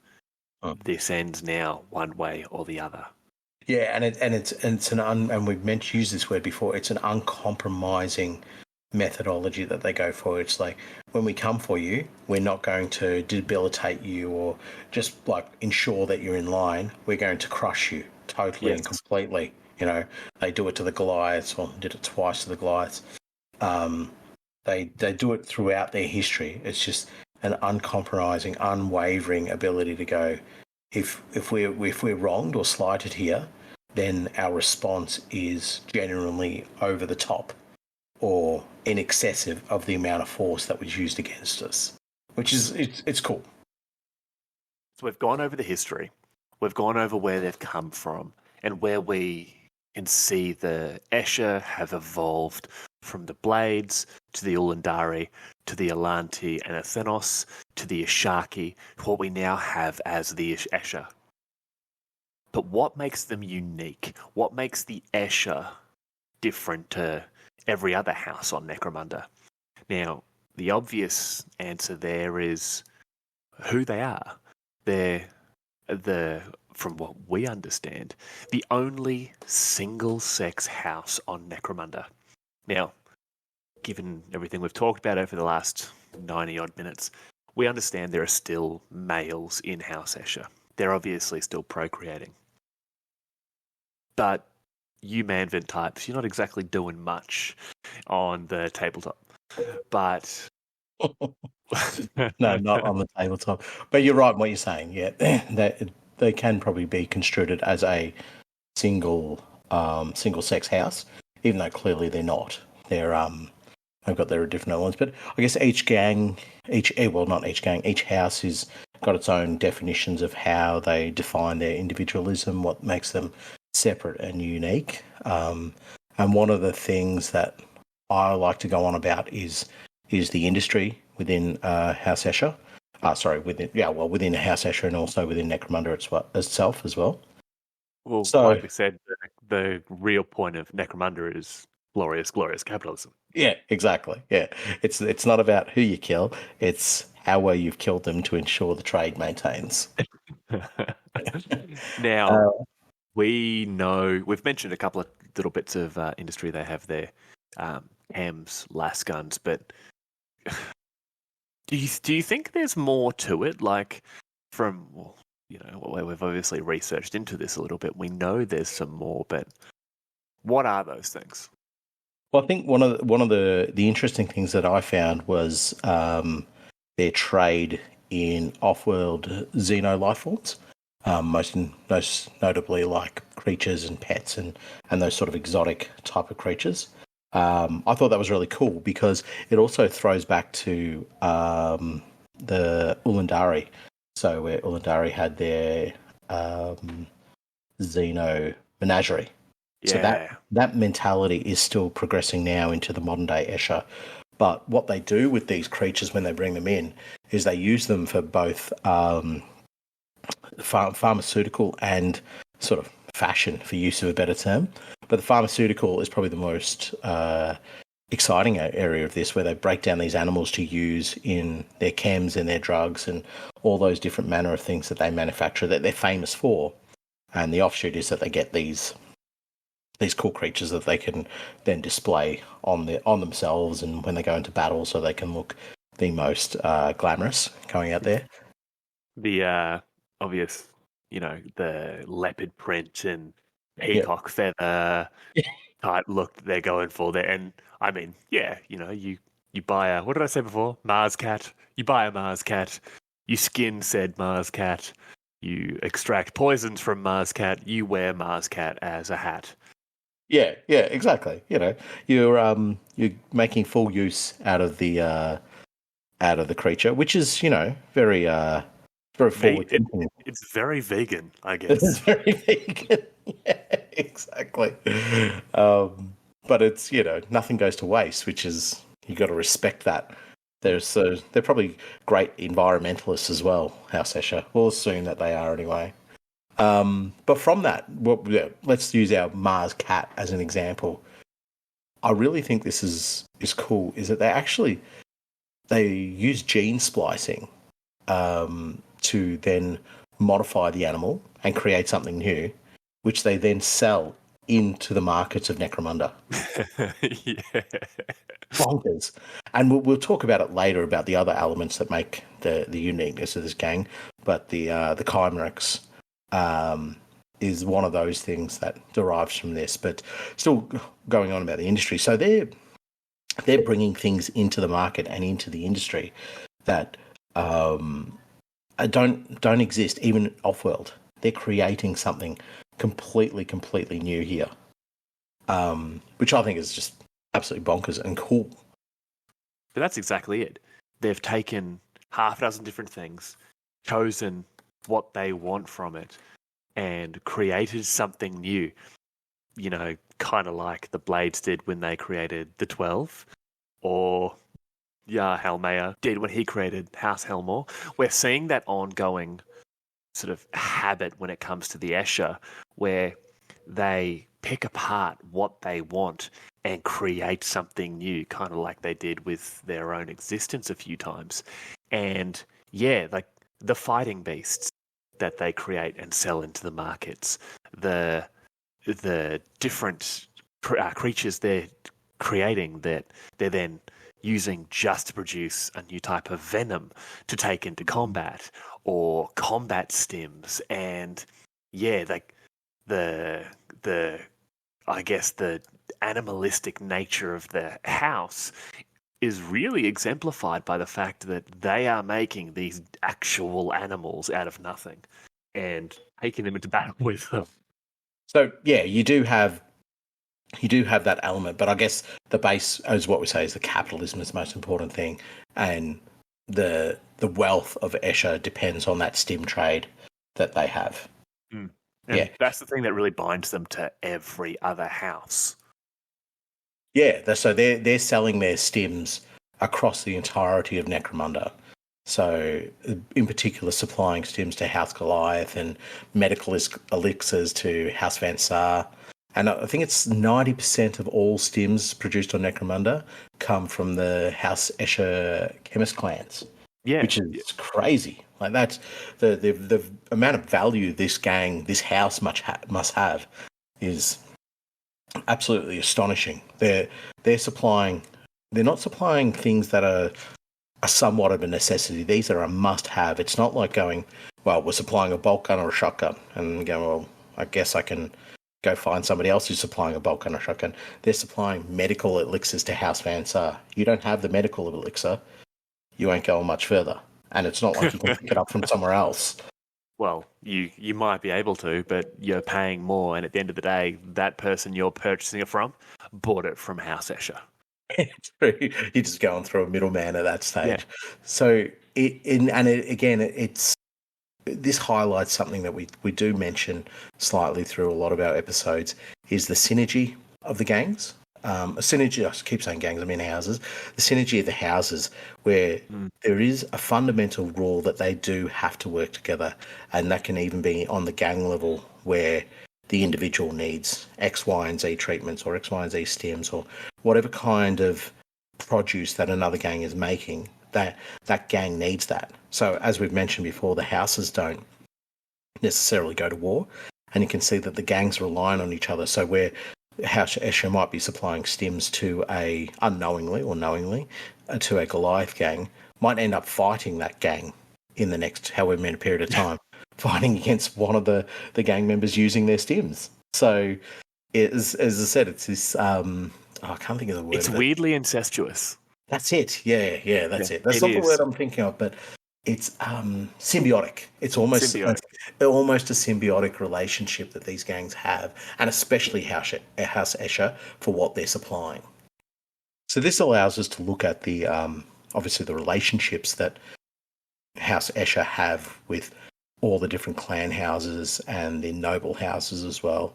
And it's quite obvious that they have a really close relationship with House Ulanti, and on multiple occasions team up with them, or what we talked about with the House Ulanti daughters coming down and fighting alongside the clan house as well. So there's all these different facets that show that bond is really tight. There's not as much information per se about how their interactions or their closeness of interactions with the other noble houses, but I guess on a more fleshed out area that we have is the knowledge of the clan houses. Within the clan houses, we can see that, as we mentioned, it is quite symbiotic. That when the other clan houses need Eschers industry to be able to survive. But that, I guess, helps build their relationships or deteriorate their relationships, I guess, in the case of Goliath. But yeah, House Warlock and House Escher have a very interesting history as well and a very interesting relationship, don't they, Sam? Absolutely. Like that actually goes back to N95, where traditionally House Orlok territories sits sort of in the middle with all the other houses on their outskirts. And the Escher have always traditionally had a very sort of um, comfortable relationship with the Orlocks because Orlocks don't exemplify what they see as the negatives of the quote unquote lesser houses because they have men in them.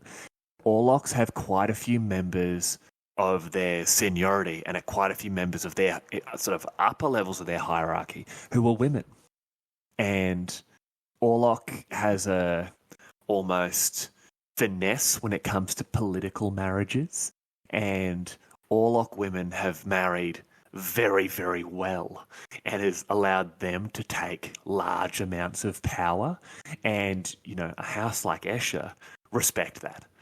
And you have the exact opposite when it comes to, you know, Goliath, where they've gone to war with them a few times Yeah. and they see someone from House Goliath, be they male or female, as much, much lower on that societal hierarchy, especially when it comes to Goliath's males. They see them as simple, they see them as brutish, and much like me, they refer to them as meat necks, which I just love that term. It's a great term. It Yeah. really is.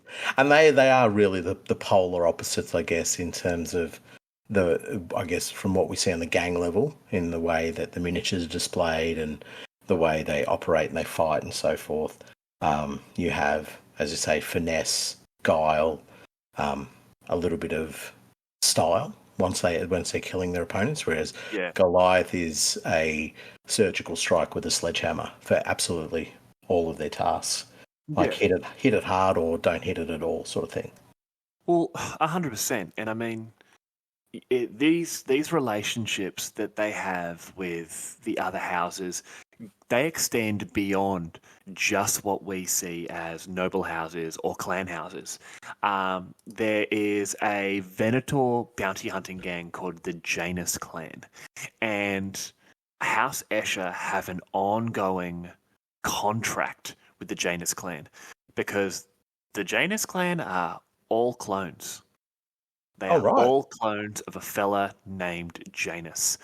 That would And, make sense. you Yes. know, going back on Escher's, you know, cloning tradition, they clone Janus over and over and over again. So his gang is literally of one mind because they are him. That's And cool. yeah, Yeah. that's just another example where House Escher are treating a male in that respect Yeah, right. because Okay. it's money. Yeah, it's money. It's In the their days. industry. Yeah, Yeah. it's the I guess the whole premise of that we don't like them because, it's gender driven or something like that is probably a misnomer. It's not actually true about the house. It's more if it suits the task, that's what they're choosing. Yes. But You know? it's not that they have, and it really depends on how you read into it. I personally don't believe Escher dislike houses because they have males in them. They feel sorry for these houses because in their eyes and in their minds, males are inferior. Males are lesser because Escher males are literally lesser. And Yeah. all these houses that predominantly are run by males are, in the eyes of the Escher, lesser than they are. Mm. You Yeah, compare them to true. the Goliath. The Goliath, they're hulking, meat-neck brutes. The Orlocks are okay because you've got women up top there as well. The Vans are, they're all dying. The Cawdor are all insane. Mm. the Delark of the Delark. Like, it's they genuinely are looking down on all of these other houses. Yeah, righto. It's an interesting viewpoint to have on it. I've never looked at it like that. I've just seen it as going, well, we're better because we are we have all female gangs or Yeah. or an all female house. But it's really there. I guess it's almost like they're missing out on a resource by not applying as much focus or as much leadership to the females within their houses as well. I say it's a very interesting way of looking at it because they obviously don't allow it to affect the way they function in terms of the industry. And I wonder if it affects their relationship with the noble houses as well, because that's a different kind of relationship. That's not something that manifests itself into conflict. That is something that is purely based on that, as we mentioned a million times over, the industry and how that works with those noble houses, and whether or not there's a bit of a looking down on them, even though they are a noble house, because they're not utilising their female population, or they're just solely focused on giving positions of authority to their male population. Yeah, I understand that there, and I think given the fact that a lot of these noble houses that obviously have both male and female members, they may see it that way.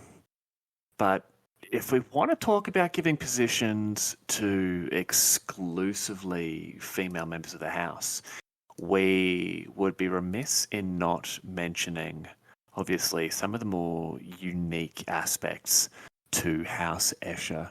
And I want to start this one out with personally something I think is the coolest aspect of House Escher when it comes to tabletop. The Death Maidens. Yeah, no, they're one of my favourite units, and when I actually use them, they are brilliant in the game sense.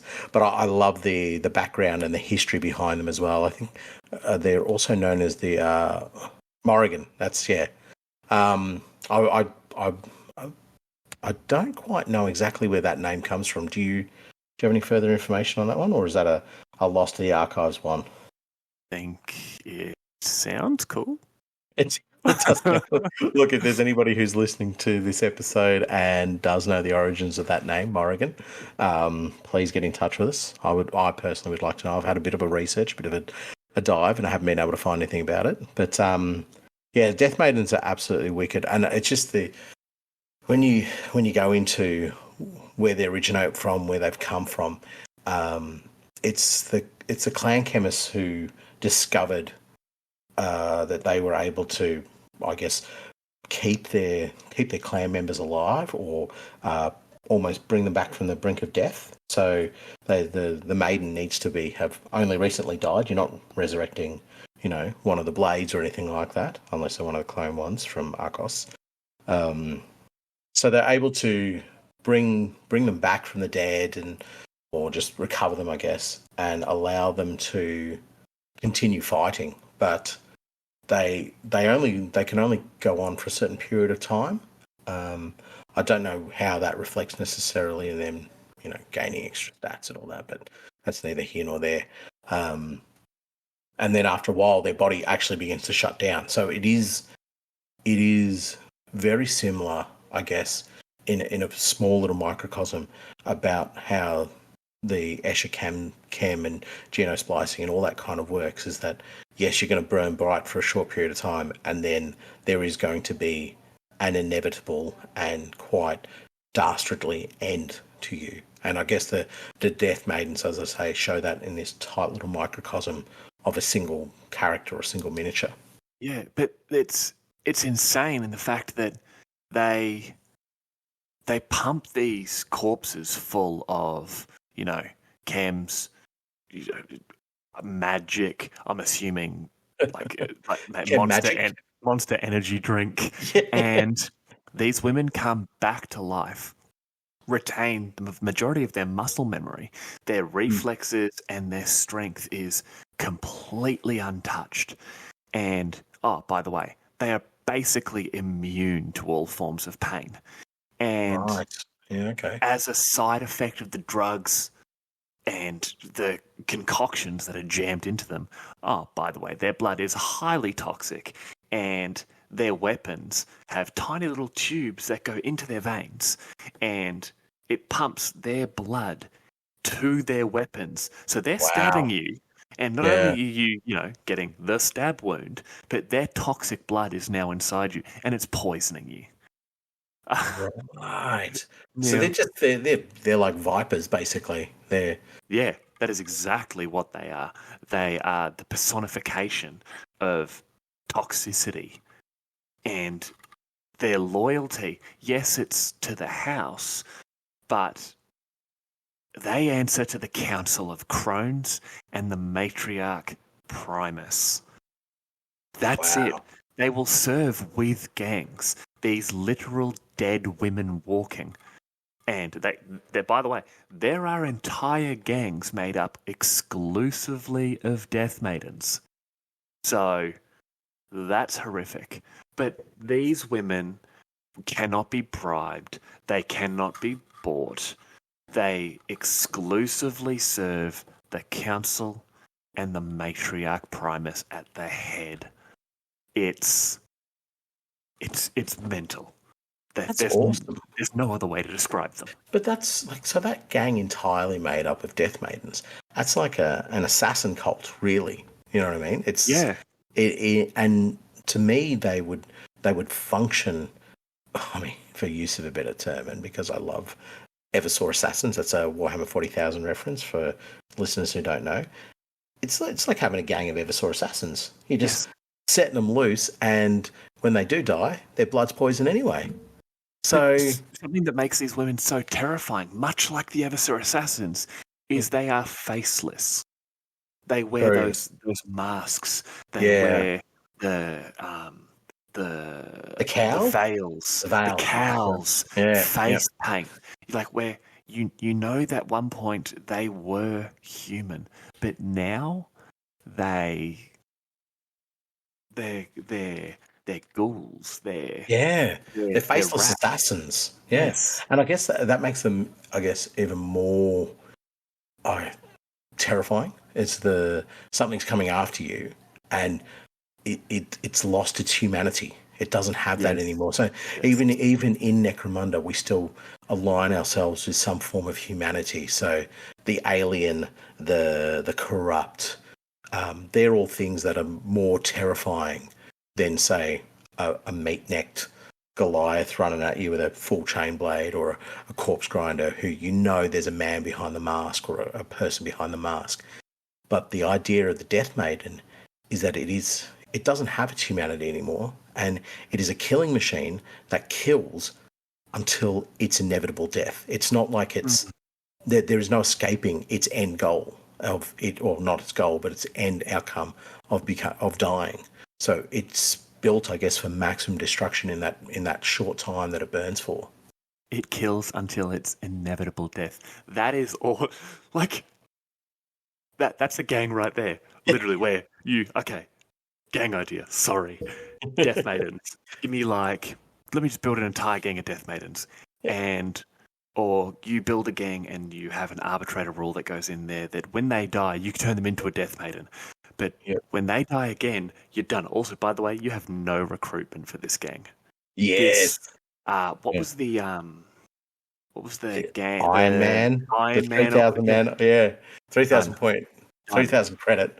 Yeah, that's it. Okay. Yeah. This House Escher gang that I'm doing is all Death Maidens. Done. That's cool though, because they would all be the clones. Yeah. They'd all be Solarana.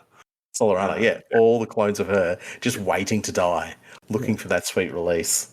Oh, that's sick. Oh, look, I mean, this ties us nicely into, I guess, the chemists, the clan chemists as well. yes. So they're obviously another big individual and unique part of the Escher makeup.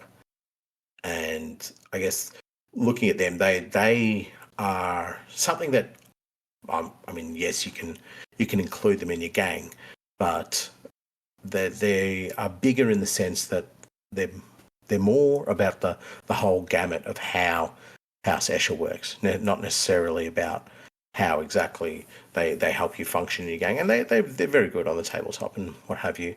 But they are, for me, they're probably the most important part of an Escher gang, because they're the ones who provide Escher with its uniqueness in the form of its drugs and its chems and so forth.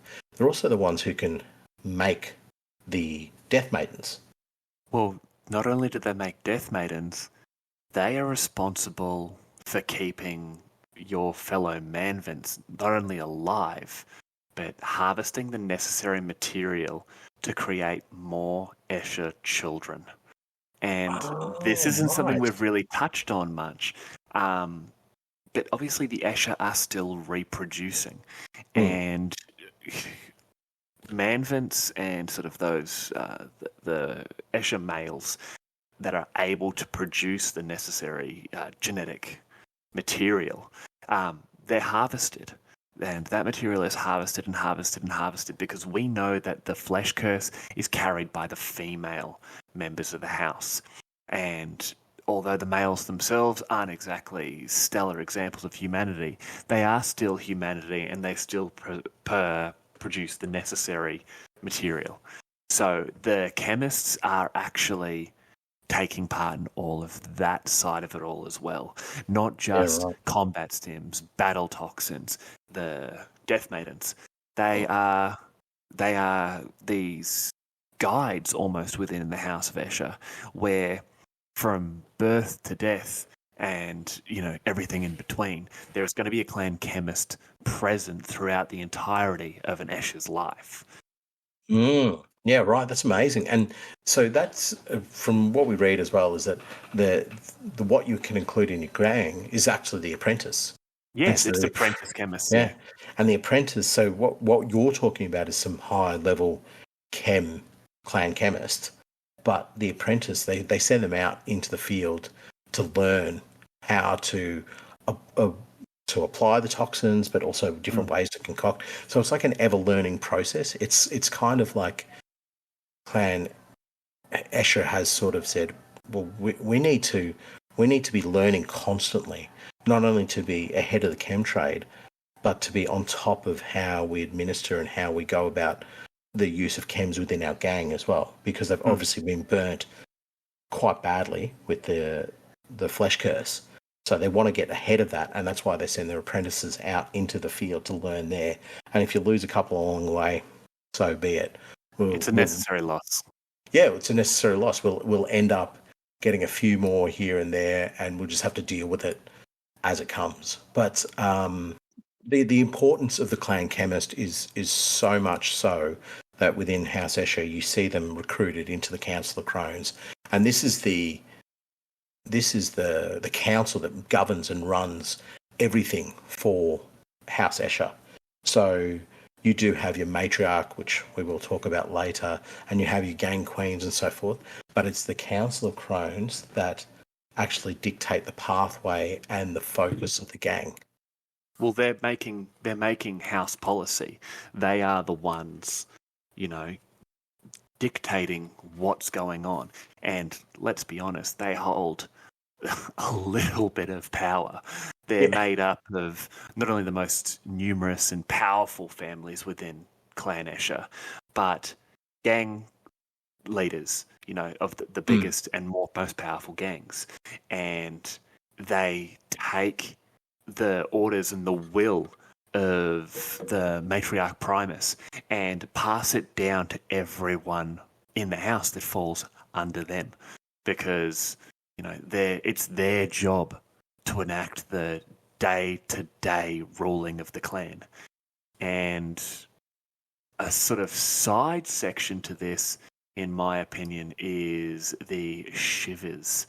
Now, I don't like talking about these ones, because they get me a bit cold. They give me the shivers. Oh God, no. The shivers are cool, and they are typically women that have been merely touched by the gifts of the warp. Now, though they're not true psychers, they're not exactly going to be rounded up by the black ships. they have this latent psychic talent where they're able to look into, slightly into the future. They're oracles. They are seers. They are the street side magician types. The palm reader, for Yeah, use of a better term. Yeah. yeah. Yeah. Helmore really wants every single one of them, and will actually have them snatched up for his own collection of psychers and his own, I think it's a psycharium, which is one of the reasons that House Escher go to the point of protecting them so much. And, a lot of them may live in the wilds, but there's always Escher looking out for them. There's always Escher ensuring that they are safe. And right. So they're more like latent psychics. So that they'll provide. They're not going to provide you with the psionic blast on the battlefield or anything like that, but they're going to provide you with that little bit of info, little bit of knowledge that you might go, well, we're going to turn left rather than scoot right here. They give advice. They give counsel. Okay. They're, like I said, they're oracles. They're the ones that you would turn to for, should I invade this territory? If you invade this territory, you're gonna, it'll cause the death of a great and powerful gang. They're not telling you if it's your gang or their gang, And this is something we've mentioned before in other episodes about. And I think Andy said it in our first or second, our first episode about the space magic. And this is a really cool way of taking psychers in this environment, this 40k environment, and utilizing them without necessarily being, I'm casting X ability on the battlefield. Yes, we're still getting this. We're still getting the presence of the psyker within the 40k environment, within Necromunda, but in a lot more subdued but still effective manner, by having them attached to your gang. And then we can see from the lore side of it that they are just as valuable as somebody who's combative, as like Lord Helmore's collecting all of these as many shivers as he can get, because he understands that although their psychic power may not be as destructive, it is just as valuable as any other more aggressive psyker. It's not necessarily knowing where to fire a gun, it's knowing when to fire a gun. And that's what the shivers can give you. So you did mention that they mainly live out in the wilds. And that's a good run into the wild runners themselves. Yeah, these girls. Oh man, just remember the 16-year-old that was heading the gang and just routinely killing off Orlok gangs? That's these girls here now. The wild runners themselves are the youth of House Escher, and it's really funny how the book describes it, about how raising children within the hives is different between all the different houses. And you've got stuff like the Vansar are given a dreadlock suit that stops their blood from killing them, and the Laspeston are told, go learn how to use technology. The Orlocks give them a denim vest and a couple of patches and say, do what you will. The Cawdor say boys and girls aren't allowed to hang out. The Goliath jam steroids and memories into your brain. And the Escher basically say, hey, kill. Just go kill everyone. Yeah. And that's what they do. They just head away from civilization. They flee the hives. They flee civilization. They flee settlements, and they go to wherever they can, where they purposefully find somewhere that life is hard, and they almost sort of uncivilize themselves, moving away from the las guns and auto guns and that sort of stuff, and they're kicking on with compound bows and whips and throwing knives, and They're you know, taking a step back from their yeah, technology to try and learn how to, I guess, be more effective and better killers. Because if you, yeah, at that stage, you've got to become a stalker. You don't just become a straight up killer like pulling a trigger. You actually need to learn how to kill, and as you said before, when to kill. yes, That's really important, and I guess that makes you. It helps create the ultimate killing machine, I guess, in the sense that eventually more and more powerful they become, the more and more experienced they become from having lived such a hard life. exactly. In fact, um, these these wild runners, when they go out there and they live this life, eventually a lot of them will ally with gangs, be pulled into gangs, and sort of rejoin the house. And obviously, a lot of them don't survive this.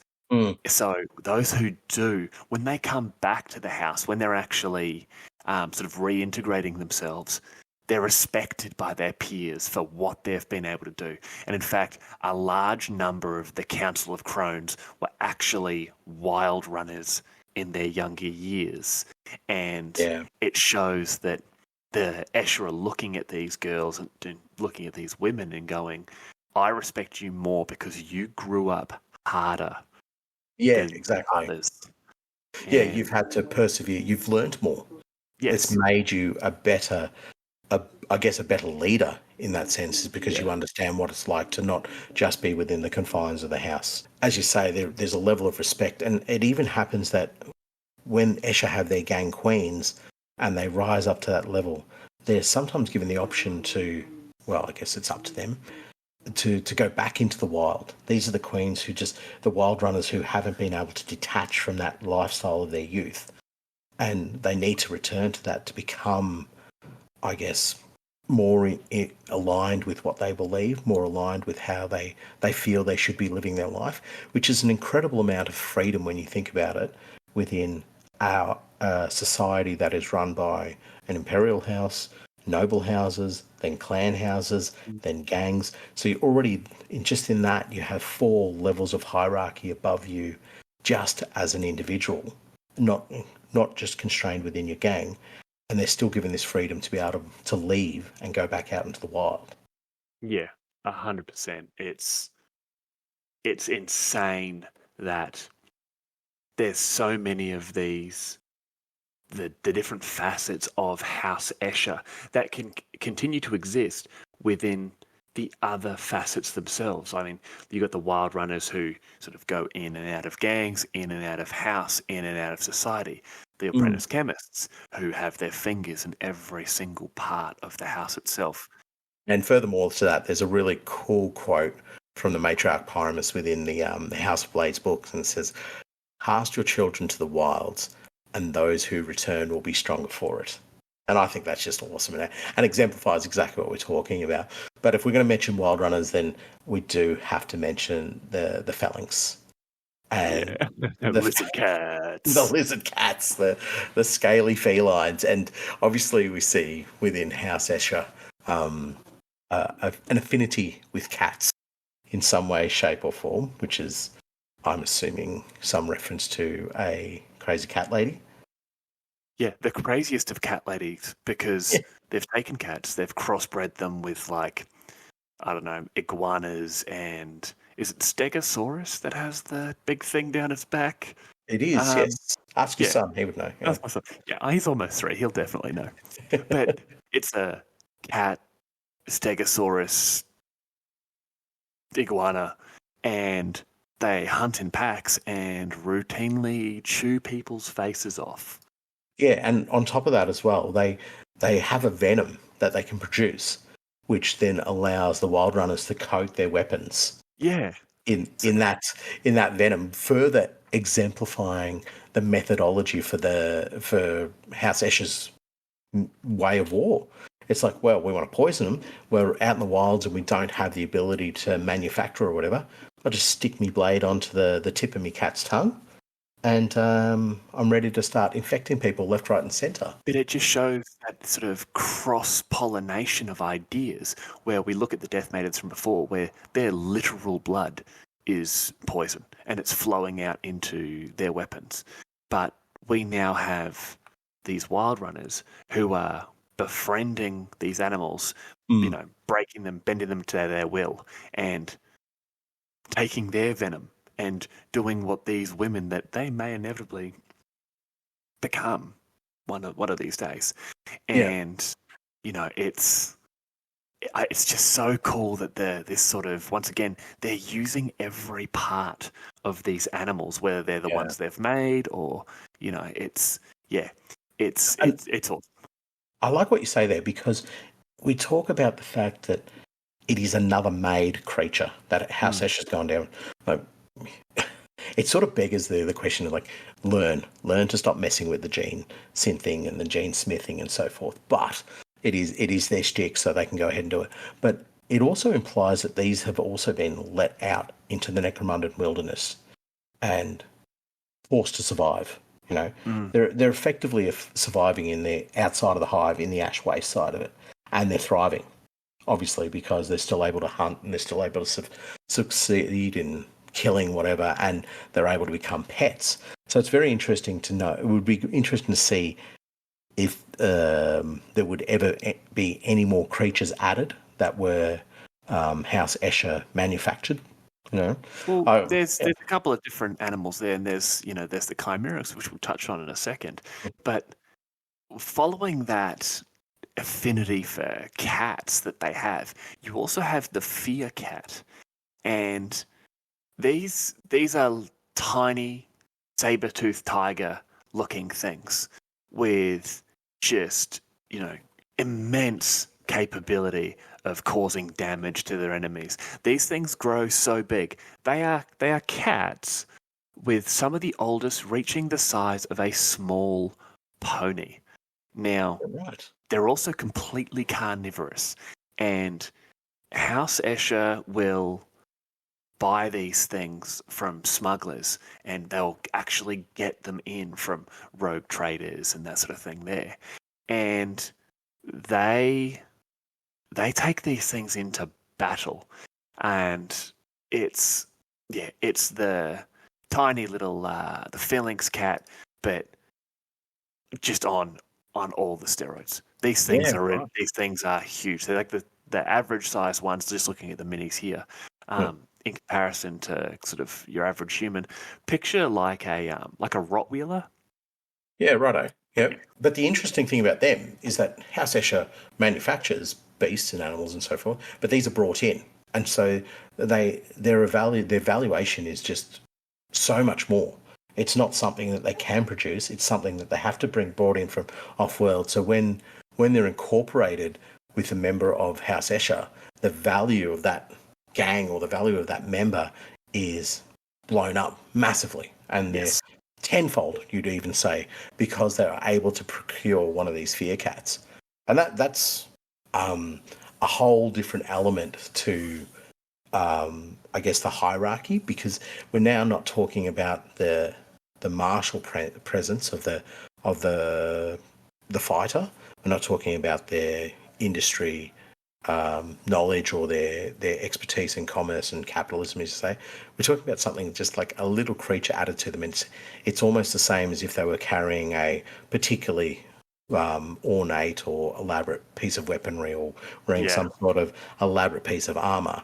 This cat gives them the same exalted reputation within their gang, and consequently, I guess, within their house as well. Oh, but that's the thing. If you're able to have a fear cat, it means not only do you have the finances and the reach, but you have the status within the house that no one's been able to take this from you. Right, I didn't look at it like that. Yeah, It's the reach and the status. Yes. I guess if you see the fear cat, you're not going to go after that particular person, because you're going to go, well, they've obviously got some resources behind them that would make them very dangerous. So even if I were to succeed, may not succeed. yeah, I may not enjoy it for long enough because they will stomp me out. I'm just looking at the fear cat now. That fear cat will probably stomp you out anyway. It's a beast of a unit. Yeah, but when it comes to Escher, so much of what they do, look at the way they dress, look at the way they style their hair, they they wear their attitude on their sleeves. Mm. So much of what they do is to show the other houses that we are not lesser because of what we don't have. We are better because of what we do have. And That's a great quote. you like that? I love that. That's awesome. If Yeah. they don't have it naturally, Yeah. they make it. They make the clothes from those interplanetary animals, the feather headdresses. They make undying, immortal murder women from their fallen champions. And they also make the chimerics. You have got to be kidding me if you don't look at the idea of a chimerics and just go, I need this in my life. The chimerics itself is like is what you ever see that movie The Island of Dr. Moreau, where That's Dr. a great Moreau, description for it. Dr. Moreau has never even dreamed or had a nightmare about something this insane. It is a creature that is created by taking basically gene spliced hybrids, flesh fused chimerae, and sort of just mincing them, combining all their genetic material, and making it give birth to something. They are like 6 feet tall at the, I don't know, knee. And these things are used as guard beasts. They are assault creatures. They sell them to gladiatoriums. And some of the species they get to take these things are actually banned throughout the Imperium. If you have the base materials for a chimera, you're in breach of Imperial law. The local authorities don't care that the Escher are doing this. Because the right people will be getting paid, money is good. Necromundan way, yep. But more importantly, they have a use. They are entertaining the masses in gladiatory pits. The noble houses use them to protect warehouses and protect, their properties. But a big thing, it doesn't matter what type of Xenos creature they're using, House Escher have been told one thing. You cannot use intelligent Xenos life for these things. They have to be mindless beasts. They must be simple attack creatures.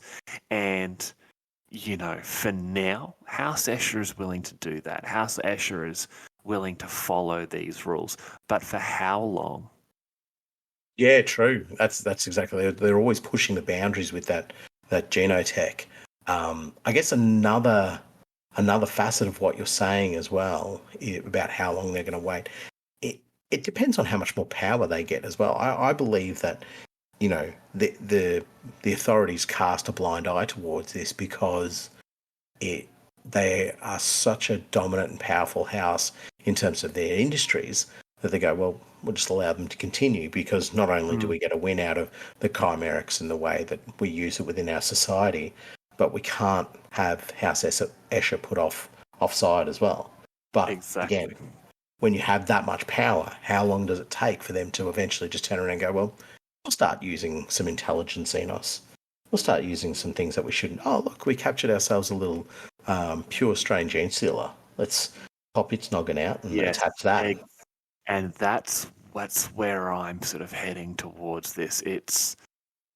I can imagine House Escher capturing that gene stealer, importing that Kroot or that Vespid, and turning it into something new, something different. And something potentially more dangerous. Do you know what I mean? So, the galaxy that it's in is rife with psychic activity.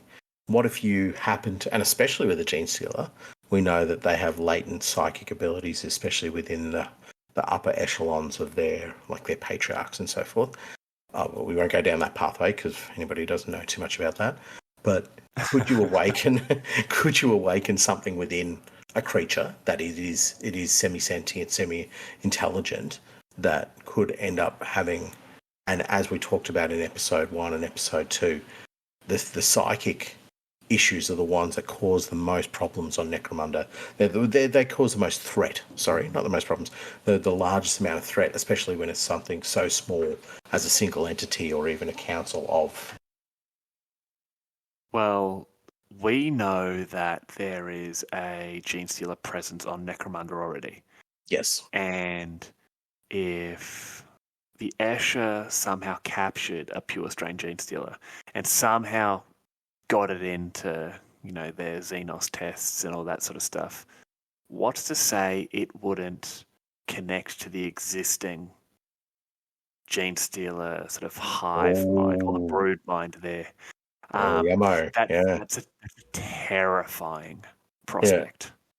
Yeah. Yes, absolutely it is. I think if they ever caught one, the best thing to do would be to cram it into the shell of an ambot or something and just try and use it for their own design. That's literally what I did with my Van Zar game. I know. Yeah. Now, we need to step away from the ongoing conversation of the Necromundan Gene Stealer uprising, because that's a whole different episode. And I'm really looking forward to that episode. We can't do that right now. Let's talk weapons. Let's talk House Escher weapons. Now, when you look at the weapons kits, you look at the gang boxes, you look at the prospect and champion boxes, and if you notice anything, the first thing I notice, there are so many blades. There are so many knives and things that cut. I mean, stiletto swords, stiletto knives, power swords. We've already mentioned the Wild Runners with their knives, and everything is covered in drugs. Yeah, true. every Escher has that little thing on their hip, which is, I only found out recently. I thought it was just a nice little bit of gubbins on them, but it's actually like their little hem applicator. Yeah, I didn't know that. I thought it was just that's really cool, because I wasn't necessarily using the chems in my gang all the time. I was using ones or twos. I'm like, oh, what are they on the other girls for? And then I was like, oh, they've all got the little, what do you call them? Insulin pump sort of thing. Yeah. They're all drug addicts. Yeah. Yeah. But, for the house, it's okay. For the house, yeah. Yeah, but blades, and not only are there so many blades, and this goes back to something you said sort of way back at the beginning of this episode. They look good while doing it. All of their blades are so ornate. They are they're jagged and brutal efficiency, but with filigree, and all of their blades have punching blades on the grips. So even the stiletto swords, they can cut you with it, they can slash you with it, and if they punch you in the face with it, it's got little spikes covering your knuckles. So that's going to get into you as well. And then, very true. And they've got a very elegant look to the weapons on them. Something that when you see somebody fighting with this weapon, you imagine that it's not just about parry thrust sort of thing. It's very particular and elegant sword play and sword movement. It's every stroke is calculated. Exactly. That's what I'm trying to get across. Yeah. It's not a sword or a blade for standing there and hacking into your opponent's armor. It's you're pushing back on your opponent. You're dancing around their attacks so you can hit them with that perfect strike to an artery, or you can death by 1,000 cuts, where you know that after that first one, they've got just a little bit of venom in them, and after the second, a little more, third, a little more, and they're eventually going to drop. But like we mentioned, you get to have fun as you're doing it. Like we mentioned, the Escher Queen, or matriarch, who killed the Goliath champion. The noble, Yeah. Yeah. Just each cut, just slowly chipping away at them. And I guess there's a really good comparison that you can make with those weapons of the main House Escher clan gangs, and then you look at the weapons that the Wild Runners use, Mm. and they're actually just a little bit more utilitarian, like a little bit more simple, a little bit more basic, because they're more bred for function than they are bred for that elegant kill or that, you know, a bit showboating when you're taking down your opponent. Well, these girls are making these weapons. We get it, they're wild runners, but they're making them out in the wild, out on the frontiers, where they may not have access to the highest quality forges or metals or whatever, where they're making the first attack with these compound bows or these wild runner bows. And then if you're getting a little bit closer, they've got throwing knives. They've got, punching daggers where you get real close. And it just shows that these are things that are being made by these teenagers where they're not worried about the ornateness of them. They just want to make sure they get the job done. Yeah. And then, like, the Wild Runner whips, where they serve multiple uses. Not only are they there for, herding the lizard cats into battle or fighting off the gribbly beasts that maybe they don't necessarily want to tame. But, Indiana Jones showed us that a whip's a pretty good weapon in a pinch. It absolutely is, or use it to help you climb up a tree, or if you just want to have a bit of fun. Who knows? But then the Escher also do love their poisoned weapons in the hive as well, don't they? They do, and as one thing I obviously want to mention as part of this as well is that we have Escher have a vast array of weapons available to them, an incredible amount, really, and they're all pretty standard. But the volume of weapons is phenomenal. But then they get into your chem thrower, which is just a really cool weapon, and very Escher centric and very, very, I guess, in line with who they are and how they operate. They also use scare grenades that they have access to, which I think is really cool. Which is exactly something they would have. But the needle rifle, again, I wouldn't say common weapon in the field of Necromunda, but more common in Escher gangs. Again, the toxin, the chem, all of that stuff being used. And I guess another shout out needs to be made that they do have an affinity for some reason, and I don't know whether it's necessarily something that's within their lore or it is just because their miniatures look really cool with them, the plasma weapons that they carry. From my understanding, it is purely just for their high fire rate, where if it hits you, you're not enjoying your day. And they've been that way since N95. They always had a very heavy reliance on plasma weapons. I guess it speaks true to the fact that they do, uncompromising, brutal method of combat. Like when we hit you, we hit hard, sort of thing. Yeah. No, right. But speaking of plasma, a great example of that and a piece of unique Escher war gear is the Escher Cutter jet bike. And those bad boys or those bad girls are a jet bike in the simplest sense. It is an enormous jet with a seat on it and like some go and stop controls. And they are insane. I love these models. And they have, gas trap launchers, and they have just these underslung weapon options where they're loaded with weapons, like ridiculously loaded. When I was building a gang recently, and I just went to go add one to my list, I was like, I thought it was a misprint of like the twin plasmas on it. Yeah. Oh, what? Who is not only can you zip around wherever you want, you've got two miniature suns that you're firing off it as well. Yeah. It's something's wrong when, like, I don't know, I guess the term weakest weapon is bad here.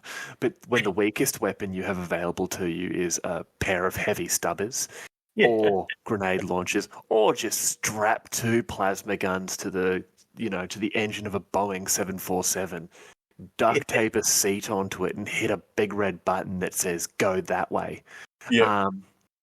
The Escher really are not screwing around when it comes to equipment. Mm. Mm. And this highlights the fact that I think, and well, not think, I know they're they're a very, very wealthy house. They're not scrapping about for the leftovers.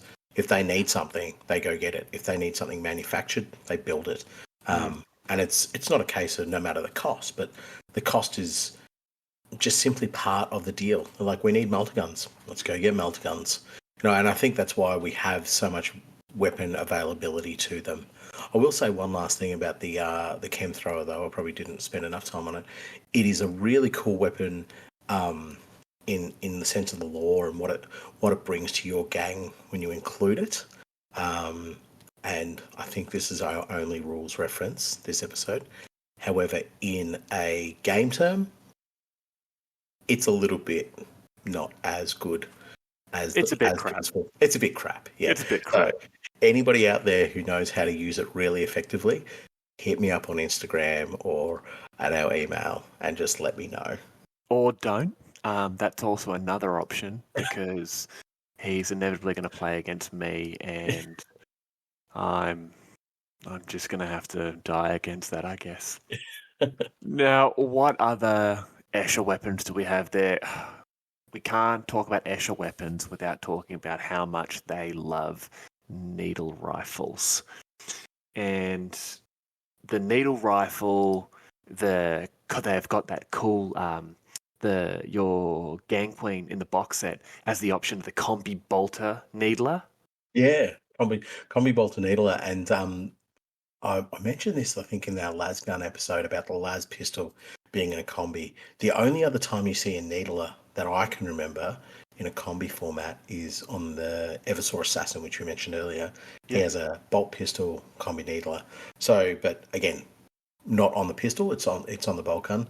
But it's something that I guess we do highlight a lot is their reliance on toxin, and so obviously the needler becomes an intricate part of the Escher makeup and how I guess their mindset towards war about what you said, like a little nick with a toxin weapon, and that's enough to set you down, and that's exactly how the needler works as well.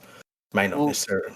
There's the Escher champion model that has the bolt pistol / needle pistol.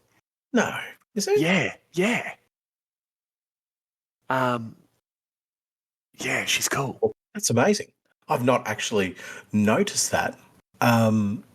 It's probably just due to a lack of reading. But when you look at the weapon chart, it has it. Yeah, Escher pattern, and you know what I love here? It's Escher pattern combi pistol. That's cool. It's very house specific, and there's no additional types of combi that you can put onto it. It is just the needle pistol. That is awesome. That's how you make it an Escher pattern. And then you got like the Escher pattern combi weapon, the primary method being the bolter later on. And then you've got your standard flamer, meltgun, plasma, needler. Yeah, the fact that it can take a needle rifle just on its own. Yeah. But no, this is peak Escher, where the heavy weapons are heavy, but their preferred weapons are going to kill you painfully. You're going to die, but it's going to hurt the whole time.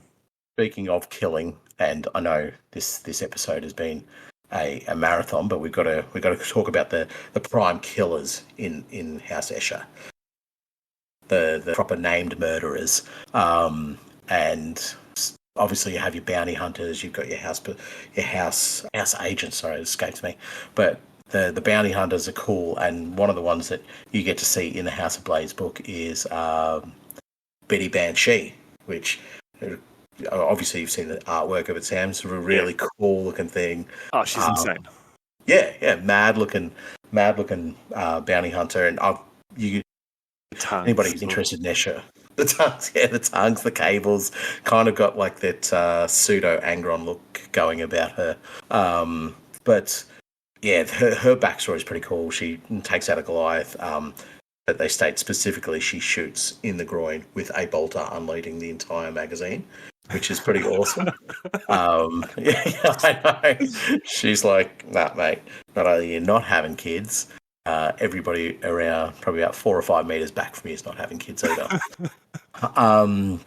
But she's cool. Like it's one of those characters you can just bolt into your gang, and it's not one that they have a miniature for, but the artwork is in itself is cool. And then you have who's the other bounty hunter that we really had a bit of a good read on there, Sam? Was Belladonna de Escher.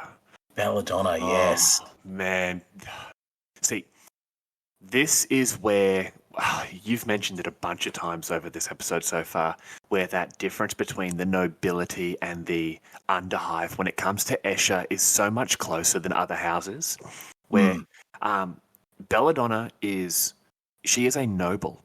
Her mother was the matriarch of this group called the Seven Spire Killer Cult, and they were straight up just a cult of assassins. And in that weird sort of uphive way of trying to forge alliances and that, her mother actually organised to marry her off to a member of House Ranlow.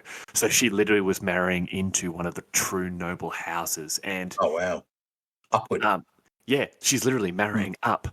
But in a weird sort of chain of events, she's fallen in love with this guy. And it was actually on track to be a very, good marriage between the two of them. And then someone makes the horrible mistake of attacking the wedding and killing her husband. And if you look at the model of Belladonna, half of her body is straight up just augmetics and armor plating, and the other half is almost like ball gowns and bows. Yeah, like it's she's taken the augmentation on while still being in a wedding dress. While still being terrifying, like that enormous axe. Like, yeah, she's just awesome, and she's that awesome mix of, as we've talked about a bunch with the Escher so far, deadly and graceful. Like, hard as nails, soft as velvet.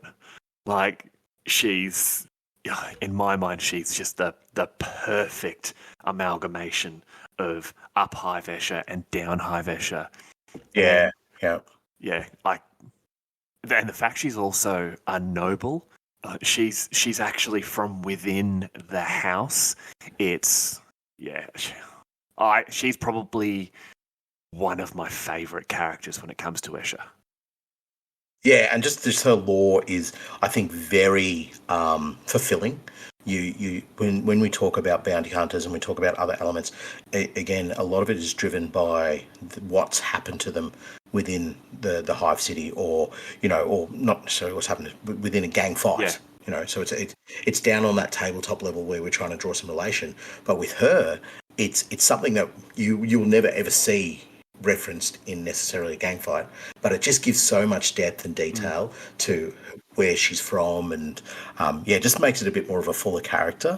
And one of the other characters that I found interesting as well was Priya Kaitoro, who actually is a death maiden. Yeah. So it doesn't look like it. It doesn't look like it. So what I love about her, and this is, again, we understand it's audio medium that we're on, but get a look at this miniature. It's Kria Kaitoro. The miniature itself, for me, is just absolute quintessential what you would expect an Escher to look like. Massive headdress, over the top, very aesthetically pleasing, a little bit of swagger in the actual miniature itself. Really, really cool piece. It looks like the artwork brought to life.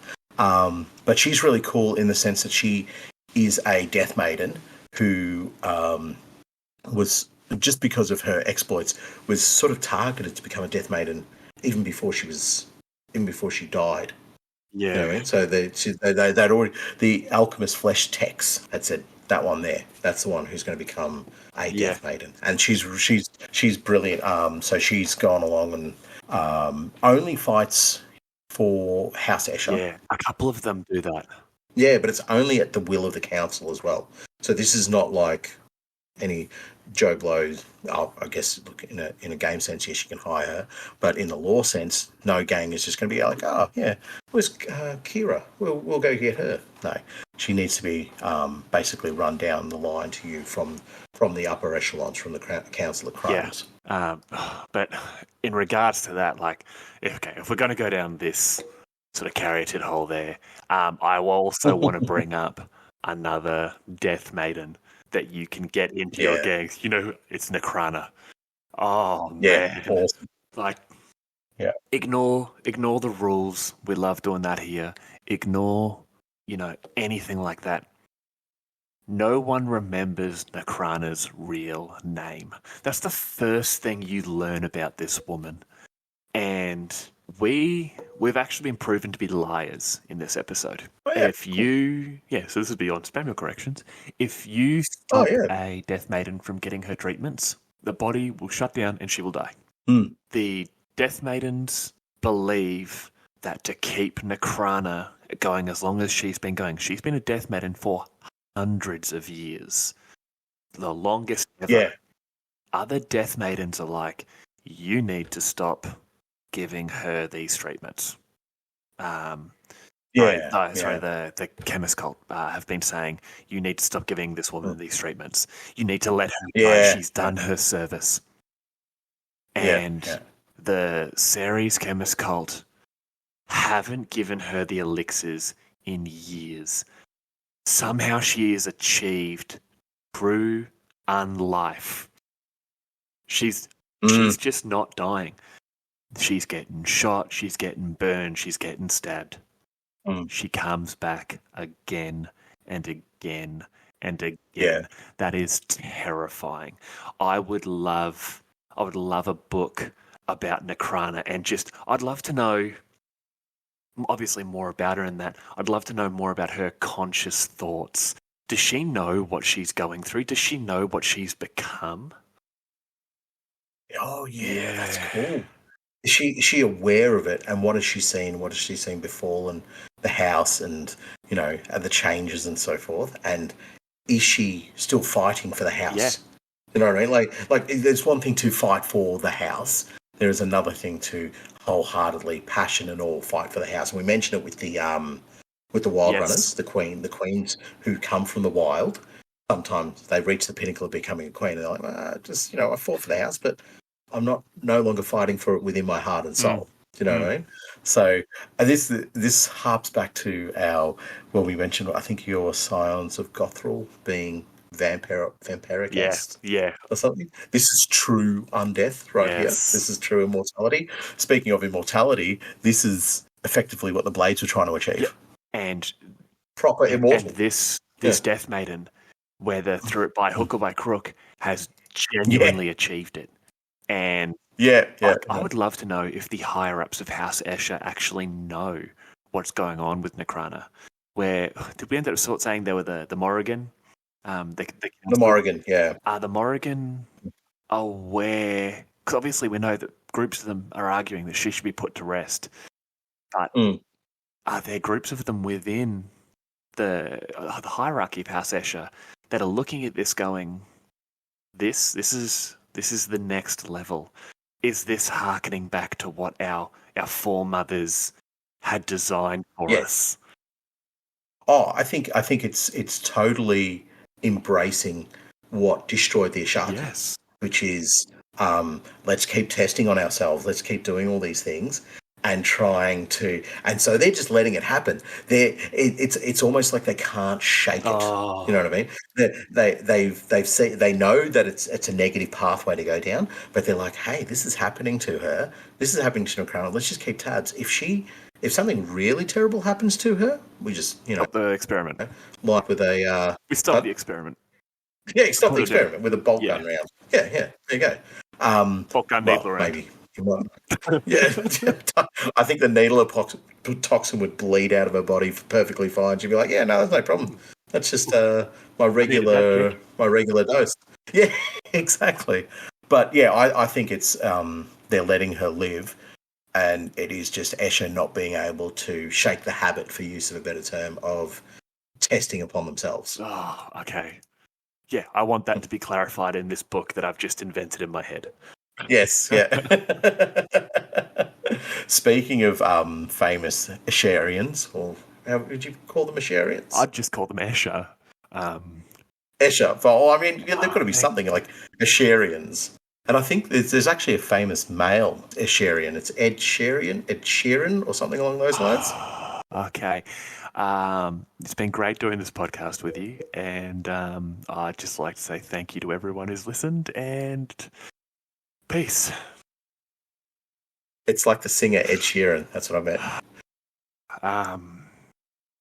I can't even think of one of his songs. Like Bad Habits. See, I mentioned Bad Habits before. I tied it in from earlier. Oh, okay. Yeah, just keep going, man. Just keep going. I'm dying inside. Speaking of famous Escher, we can't go past the current matriarch of House Escher, Adina. Oh, man, yeah. Adina Sabine. Yeah, Adina Sabine. Very cool, but I sort of feel like especially in the House of Blades book, and a character that's not been fleshed out very much. Like, he's cool in every sense of the word, but it's also a bit naughty as well because she is a clone. So, yeah, which, I mean, she's an interesting one. So we know Adina Sabine is the matriarch primus of House Escher, and we know that we've talked about it in the earlier in the episode, where you need to have really served the house to a certain degree before you can really put your hat in the ring for matriarch primus. She's done none of that. She has not served in the wild. She is not a chemist. She's not a crone. She is not ancient. She is very young. yeah, I think she's 16 or something along those lines from what I read. I mean, I could just be having a bit of a guess, but yeah, what I do find very interesting about it is, like, you name all those things that make her not necessarily eligible for the role, if that's the word we're going to use, but the fact that she is a clone is, to me, is the most worrying factor of it. It shows that there is a bit of potential, I don't know, that self-sabotage that Escher do, allowing their matriarch to come from that. So she's going to agree with any sort of self-testing. She's going to go, yeah, absolutely. I was, born from a test tube, so if we're testing on ours, there's no problem at all. Yeah, but a lot of that comes down to, who is she a clone of? I knew you were going to say this. I was thinking the same thing. Let it be true. Who is she a clone of? And she is a clone of, and we talked about this one and are pronouncing it Vodicea. Yes, now, I believe that's correct pronunciation. I mean, if it's not, come at me. We've already got Delacroix. And which is correct. Vodicea was a Hab mother who rose to prominence during the Gorside Dome Wars of Hive Primus, when a coalition of clans tried to kill off the Ashaki presence in Vat City. Vat City sounds awesome. Is it clone vats? Is it like soup vats? We don't know. So she actually led an all-female army to victory in this war, and thousands of the clan's women rallied specifically around her. Now, she then marched the head of this army into the Ashaki council rooms to confront the patriarch of House Ashaki, Elok, and demand that he do something. Elok was dead. All the male elders were dead. Yeah. Yep. The whole hierarchy, Kaputski. It was just the female members of the council that remain. And if you're in front of an all-female army and addressing the only remaining councillors of your house who just happen to be women, Nathan, who are you putting in charge? Oh, she's in charge. Obviously, she's in charge. But I think from when I read that as well, to me, it just screams like a bunch of people who have had that leadership there in the Ashaki hierarchy. They're looking, it's basically a leadership vacuum. And so she's rocked up and she's spent her time in this leadership role with thousands of these women. And she's like, all right, I'm going to govern this process from this point onwards. And she becomes the first, I guess, true matriarch of House Escher, the reinvented, as you mentioned before, the rebranding of House Escher. I believe she named them. Yeah, she names them House Escher. But she's not establishing the way of governance. That is already established within the Ashaki. All that they're doing now is they're just trying to re-establish the power of House Escher, because it's been decimated. Well, exactly. It's a change of who's at the top of the table. It's gone from this council led by a patriarch to a council led by a matriarch. And it's gone from the Ashaki to the Escher. And it's... Yeah, right. Escher. Oh, Nathan. I've looked See the forest for the trees. Then I'm like, that makes so much sense. So the transfer of power would have been seamless because she could have just come in and gone, all right, we've lost the Minister of Defense, we've lost the Minister of Economics, and we've lost the Minister of Calendars. So, all right, your defense, your education, your calendars. All right, everyone else, keep your existing role. Let's get this done. Yep. That's why when you look at Adina Sabine, who hasn't done any of the pre-existing requirements to be a matriarch, she is a direct clone daughter of the woman who has turned the former house that has been ravaged by the flesh curse into this absolute powerhouse. And that's why so many of these, of the Council of Crones, of the chemist cults, of these enclaves in the wilds, all of them have stood up behind Adina and said, you are our matriarch. You are young, you are untested, but we have faith in you. Yeah, because of the bloodline that she's come from.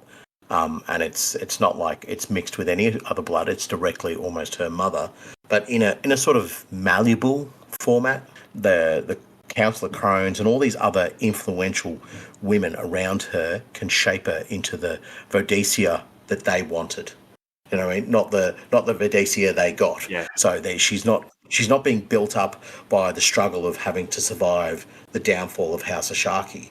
She's actually now being built as the perfect representation of House Escher, which is, when you're talking about the bloodlines and so forth and the importance of them, you do have to mention Yolante. Oh. And within that, you do have to mention Mad Donna. Oh, man. So Mad Donna is a cool character because she exists way back in the N95 stuff as well. She's one of the coolest 80s glam metal miniatures you've ever seen in your life.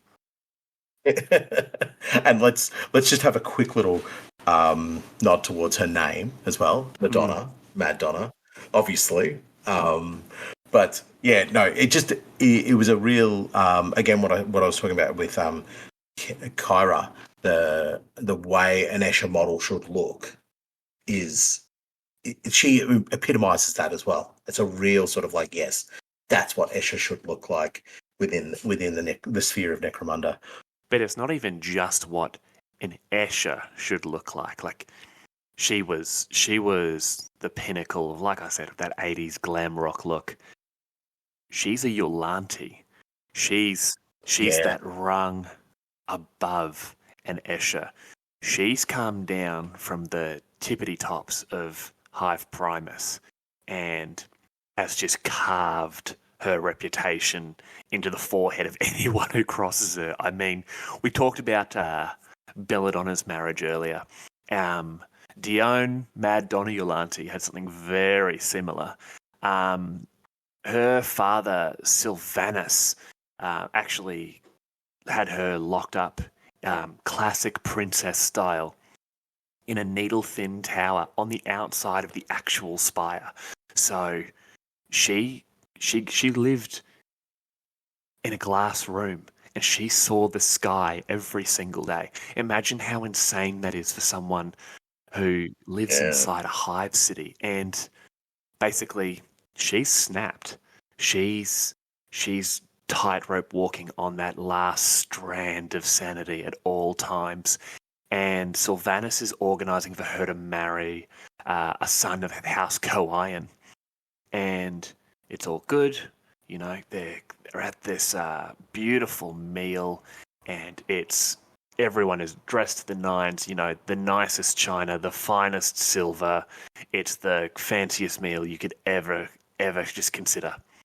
And Dione calmly, casually picks up a fork and gouges out her future husband's eye.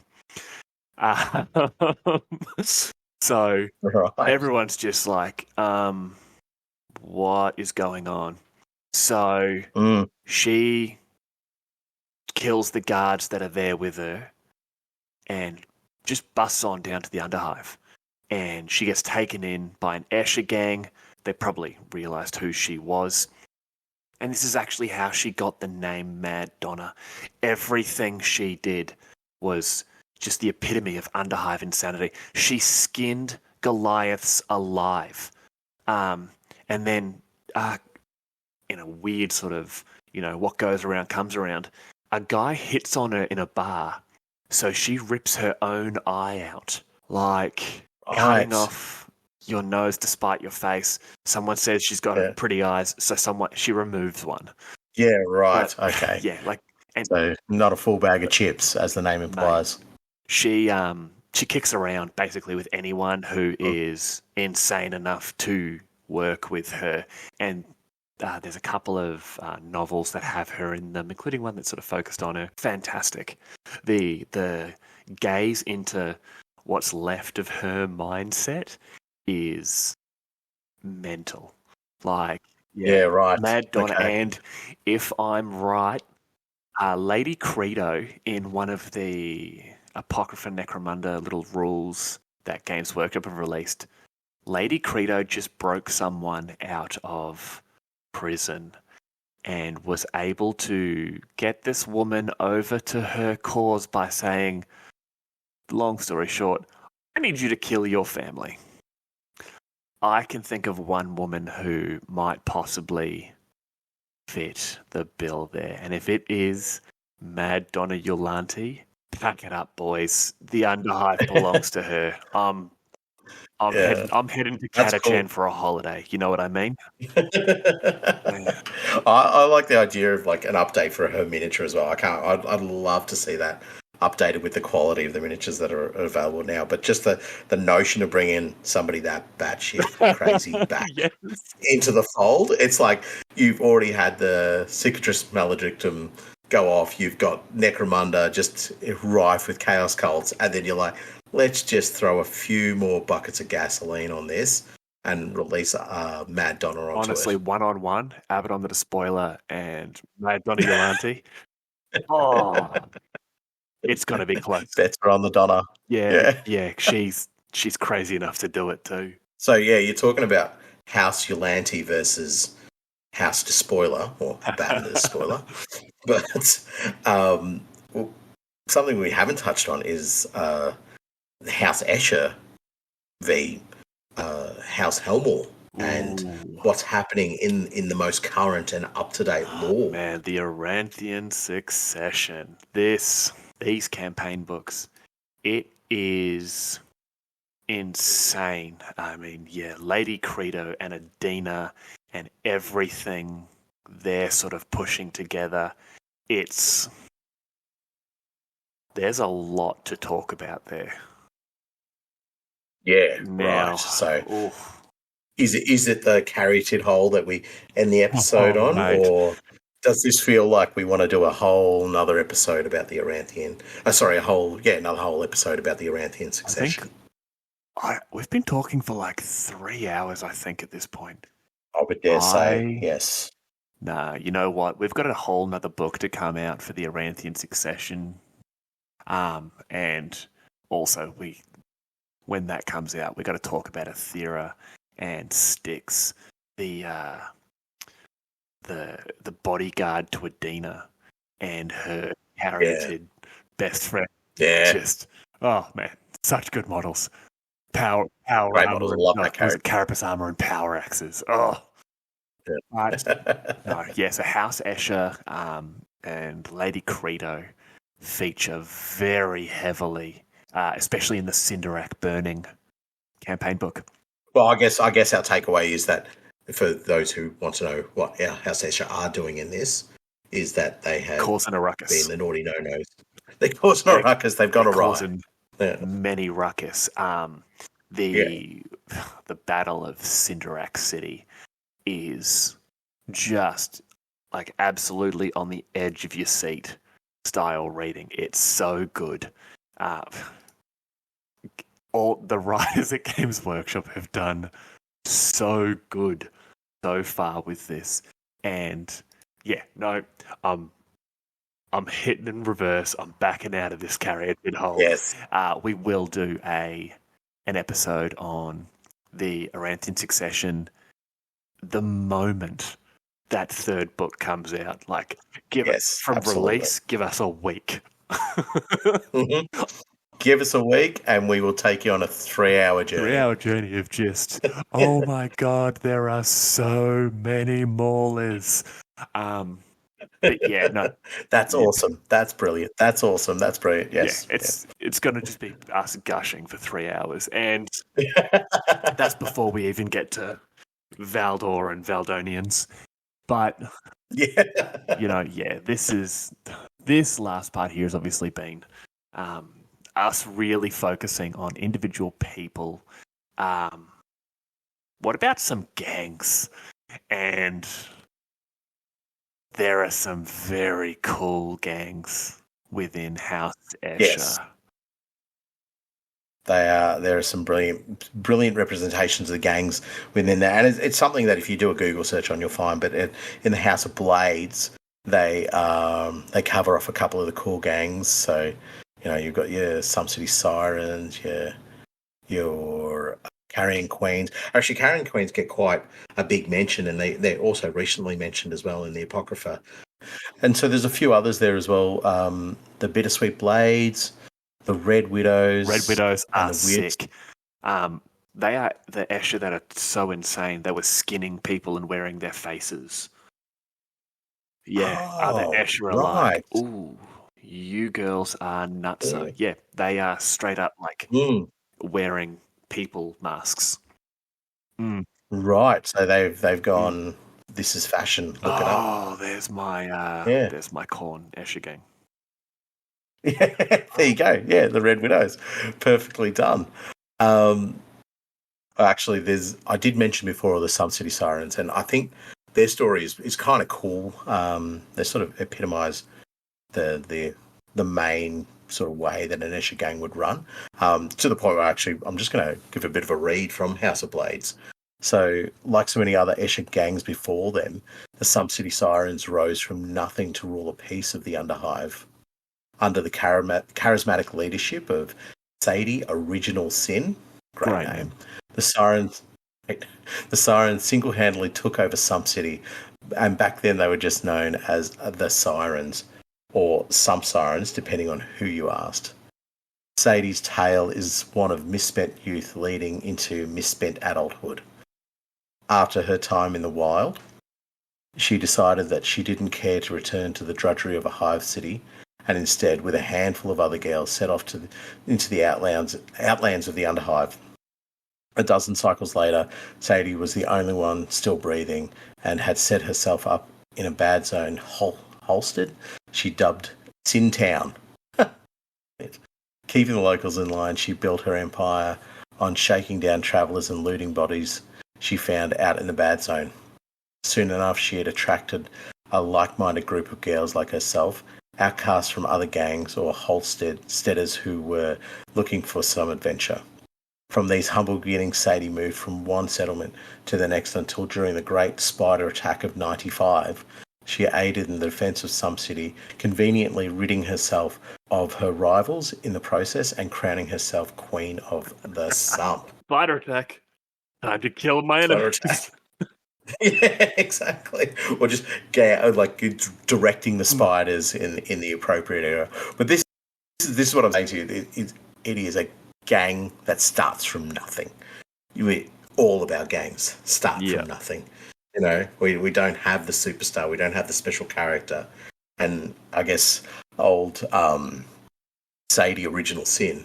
Everybody has a Sadie Original Sin in their gang. The first, love it. But they're really cool. They're a really cool gang, and one of the ones that I don't know if I'd ever build a gang based around them, but one of the gangs that's gives you hope that every gang could eventually become that influential and powerful. It's once again, it's those girls from the wilds. Like she's just gone out there, really liked it, don't want to go up Hive again. It's going to take over a town and kill everyone.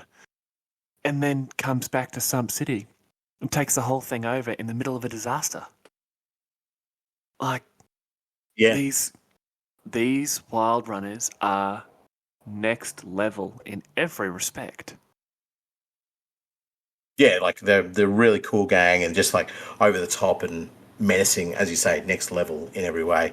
Unfortunately, the next level we assume the next level for the Sump City Sirens is that they didn't survive.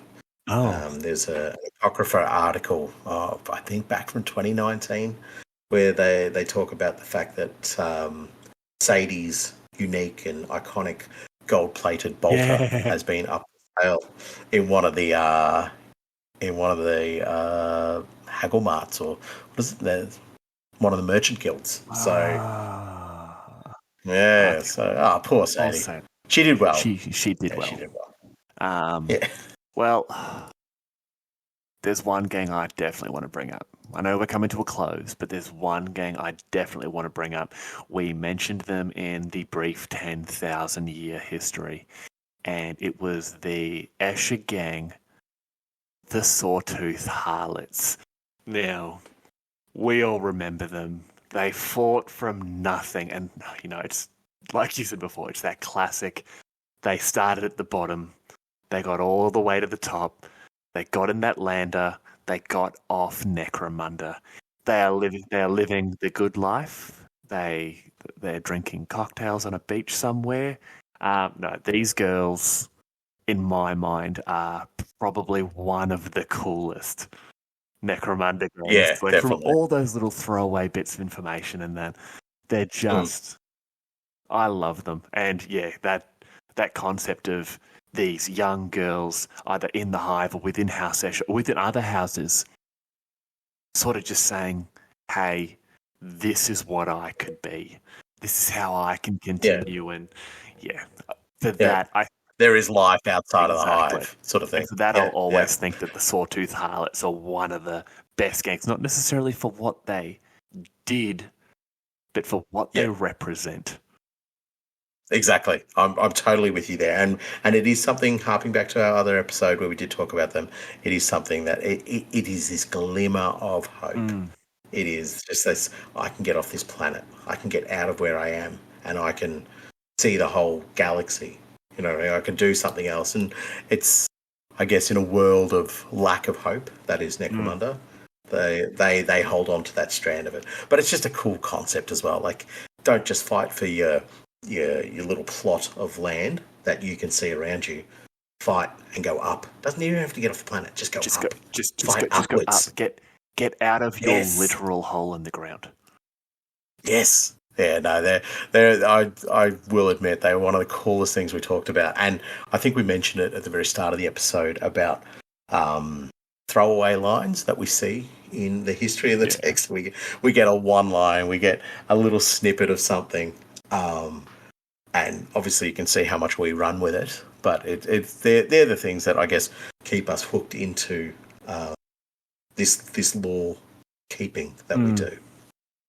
That's exactly what it is. I mean, Games Workshop with these books and with the novels and with all of the written stuff they give us a template, and you can take all of that stuff. You can take this 20 lines or like 3 paragraphs that they've written about the Red Widows, or you can take the 4 lines about the Sawtooth Harlots, or you can take just any of this information. You can take a single character that's been mentioned in a single gang, and you just go with it. It all works within the law. That's what it's here for. It's here to breed that spark of imagination within your mind and within your hobby, so you can just grab a hold and run with it. And exactly, it's about finding that little thing that makes you go look at freaking, I don't know, 50, 60 different miniatures to find the right miniature to represent your gang leader. But because that gang leader needs to represent the lore that has just been germinating and building up inside your brain. So, and I hate to be, spoiling the surprise, but we are definitely going to be doing an episode in the future about gang creation and just using elements of the lore to do that. Oh, for sure. We're not going to dive down that hole in this episode. No, we can't. This has been long. I am tired. But you know what? Before we do close it off, because we've literally just spoken about it then, what's a gang you've come up with during this episode, man? We weren't going to jump down this hole. We're not going to. We're not going to. I want a gang. Whether it's from one line or it's something, and it can't be your Zinch and Escher. Yeah. Oh. Okay. Well, you're going to have to give me another 3 hours of thinking time.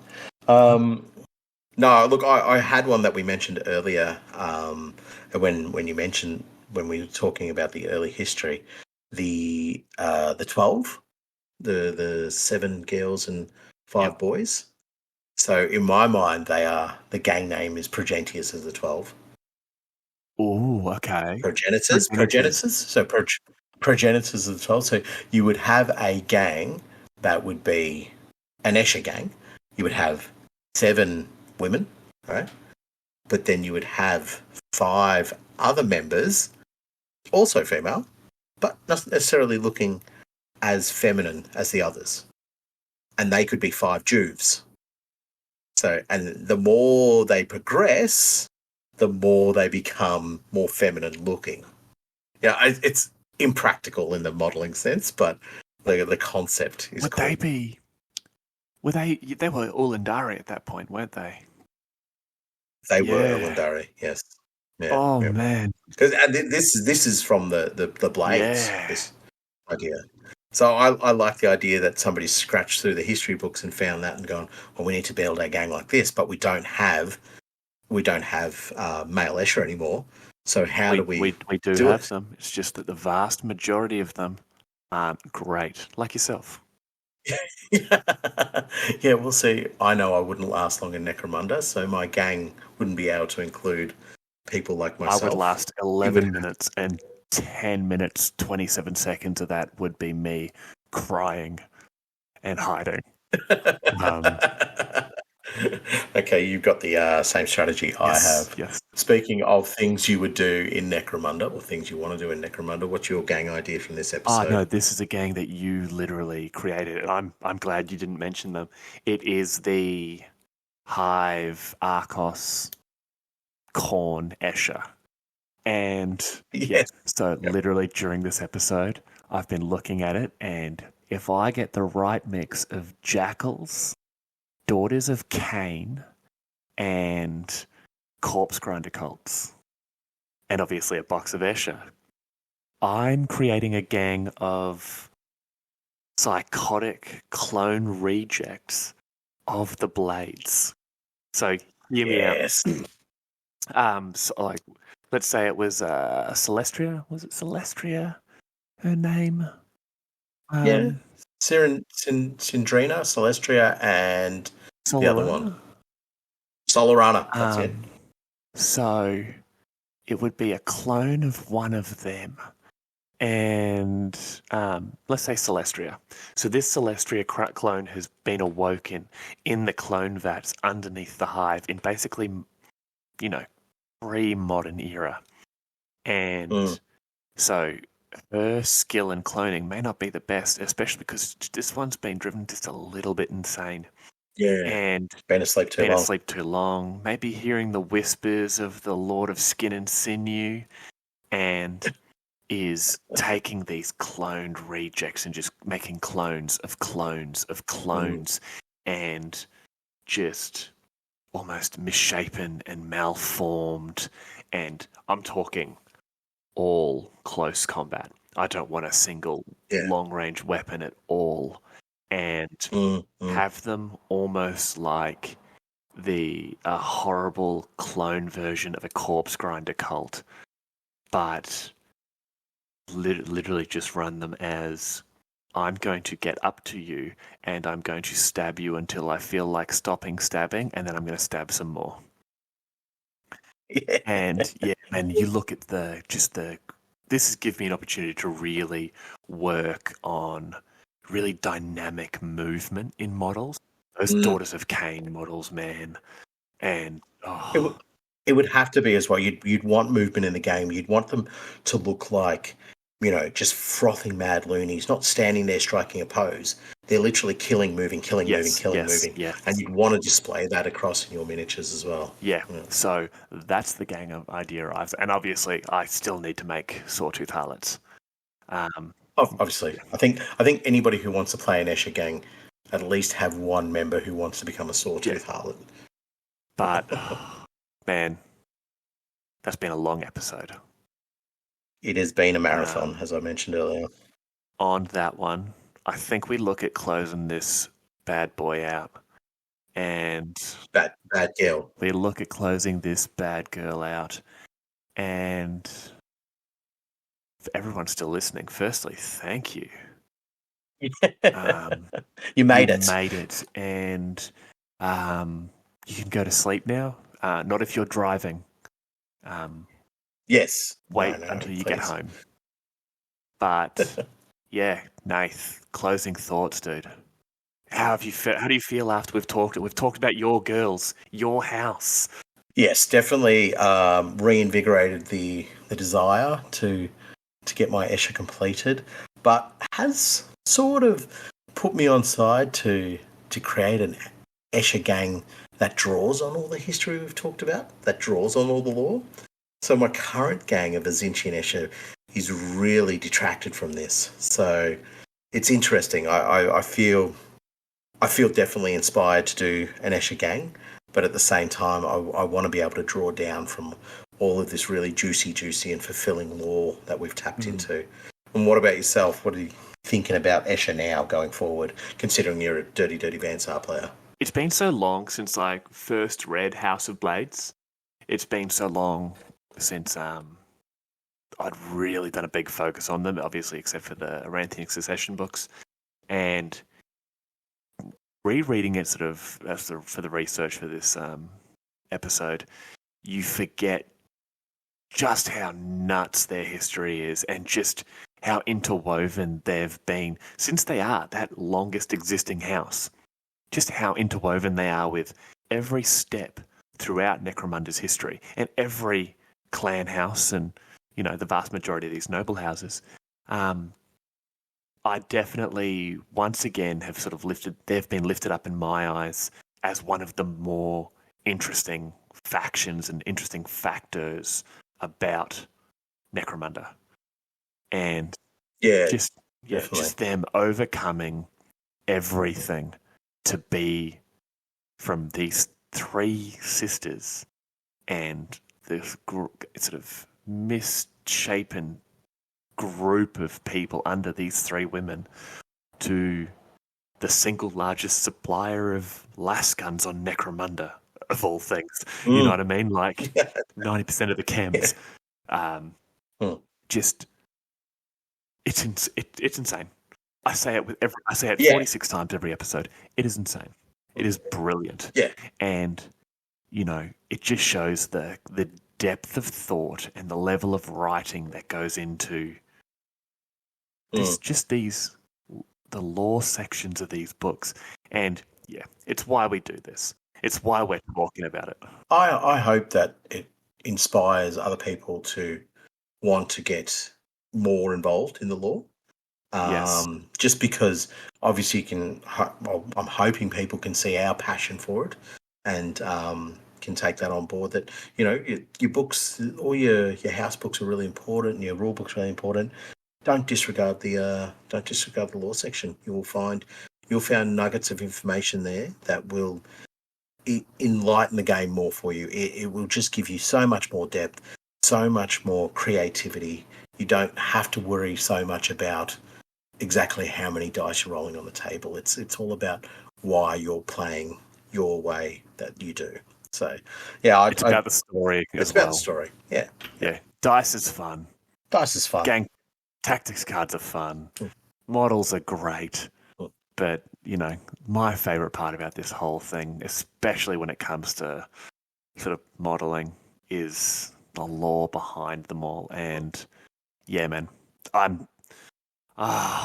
think I'm going to ignore my squats after this is done and maybe put together a few Escher. Good man. You'll be welcome to the sisterhood.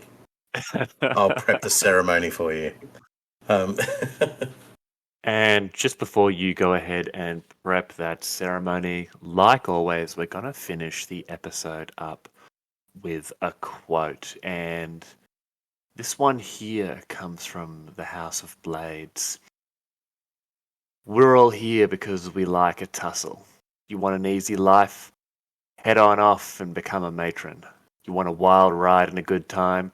Then stick around and find out what you've been missing. And that's Jed Fargo, Bittersweet Blades, House Escher. And that was episode 3 of the Underhive Lorekeepers podcast. I am Spamiel, and on behalf of the Lorekeeper team, thank you for listening. Please follow us on Instagram, and don't forget to follow and review us on your preferred podcast platform. As always, if you have questions, complaints, corrections, or just want to openly threaten Nathan for that Ed Sheeran comment, please reach out to us at underhivelorekeepers@gmail.com. Thanks.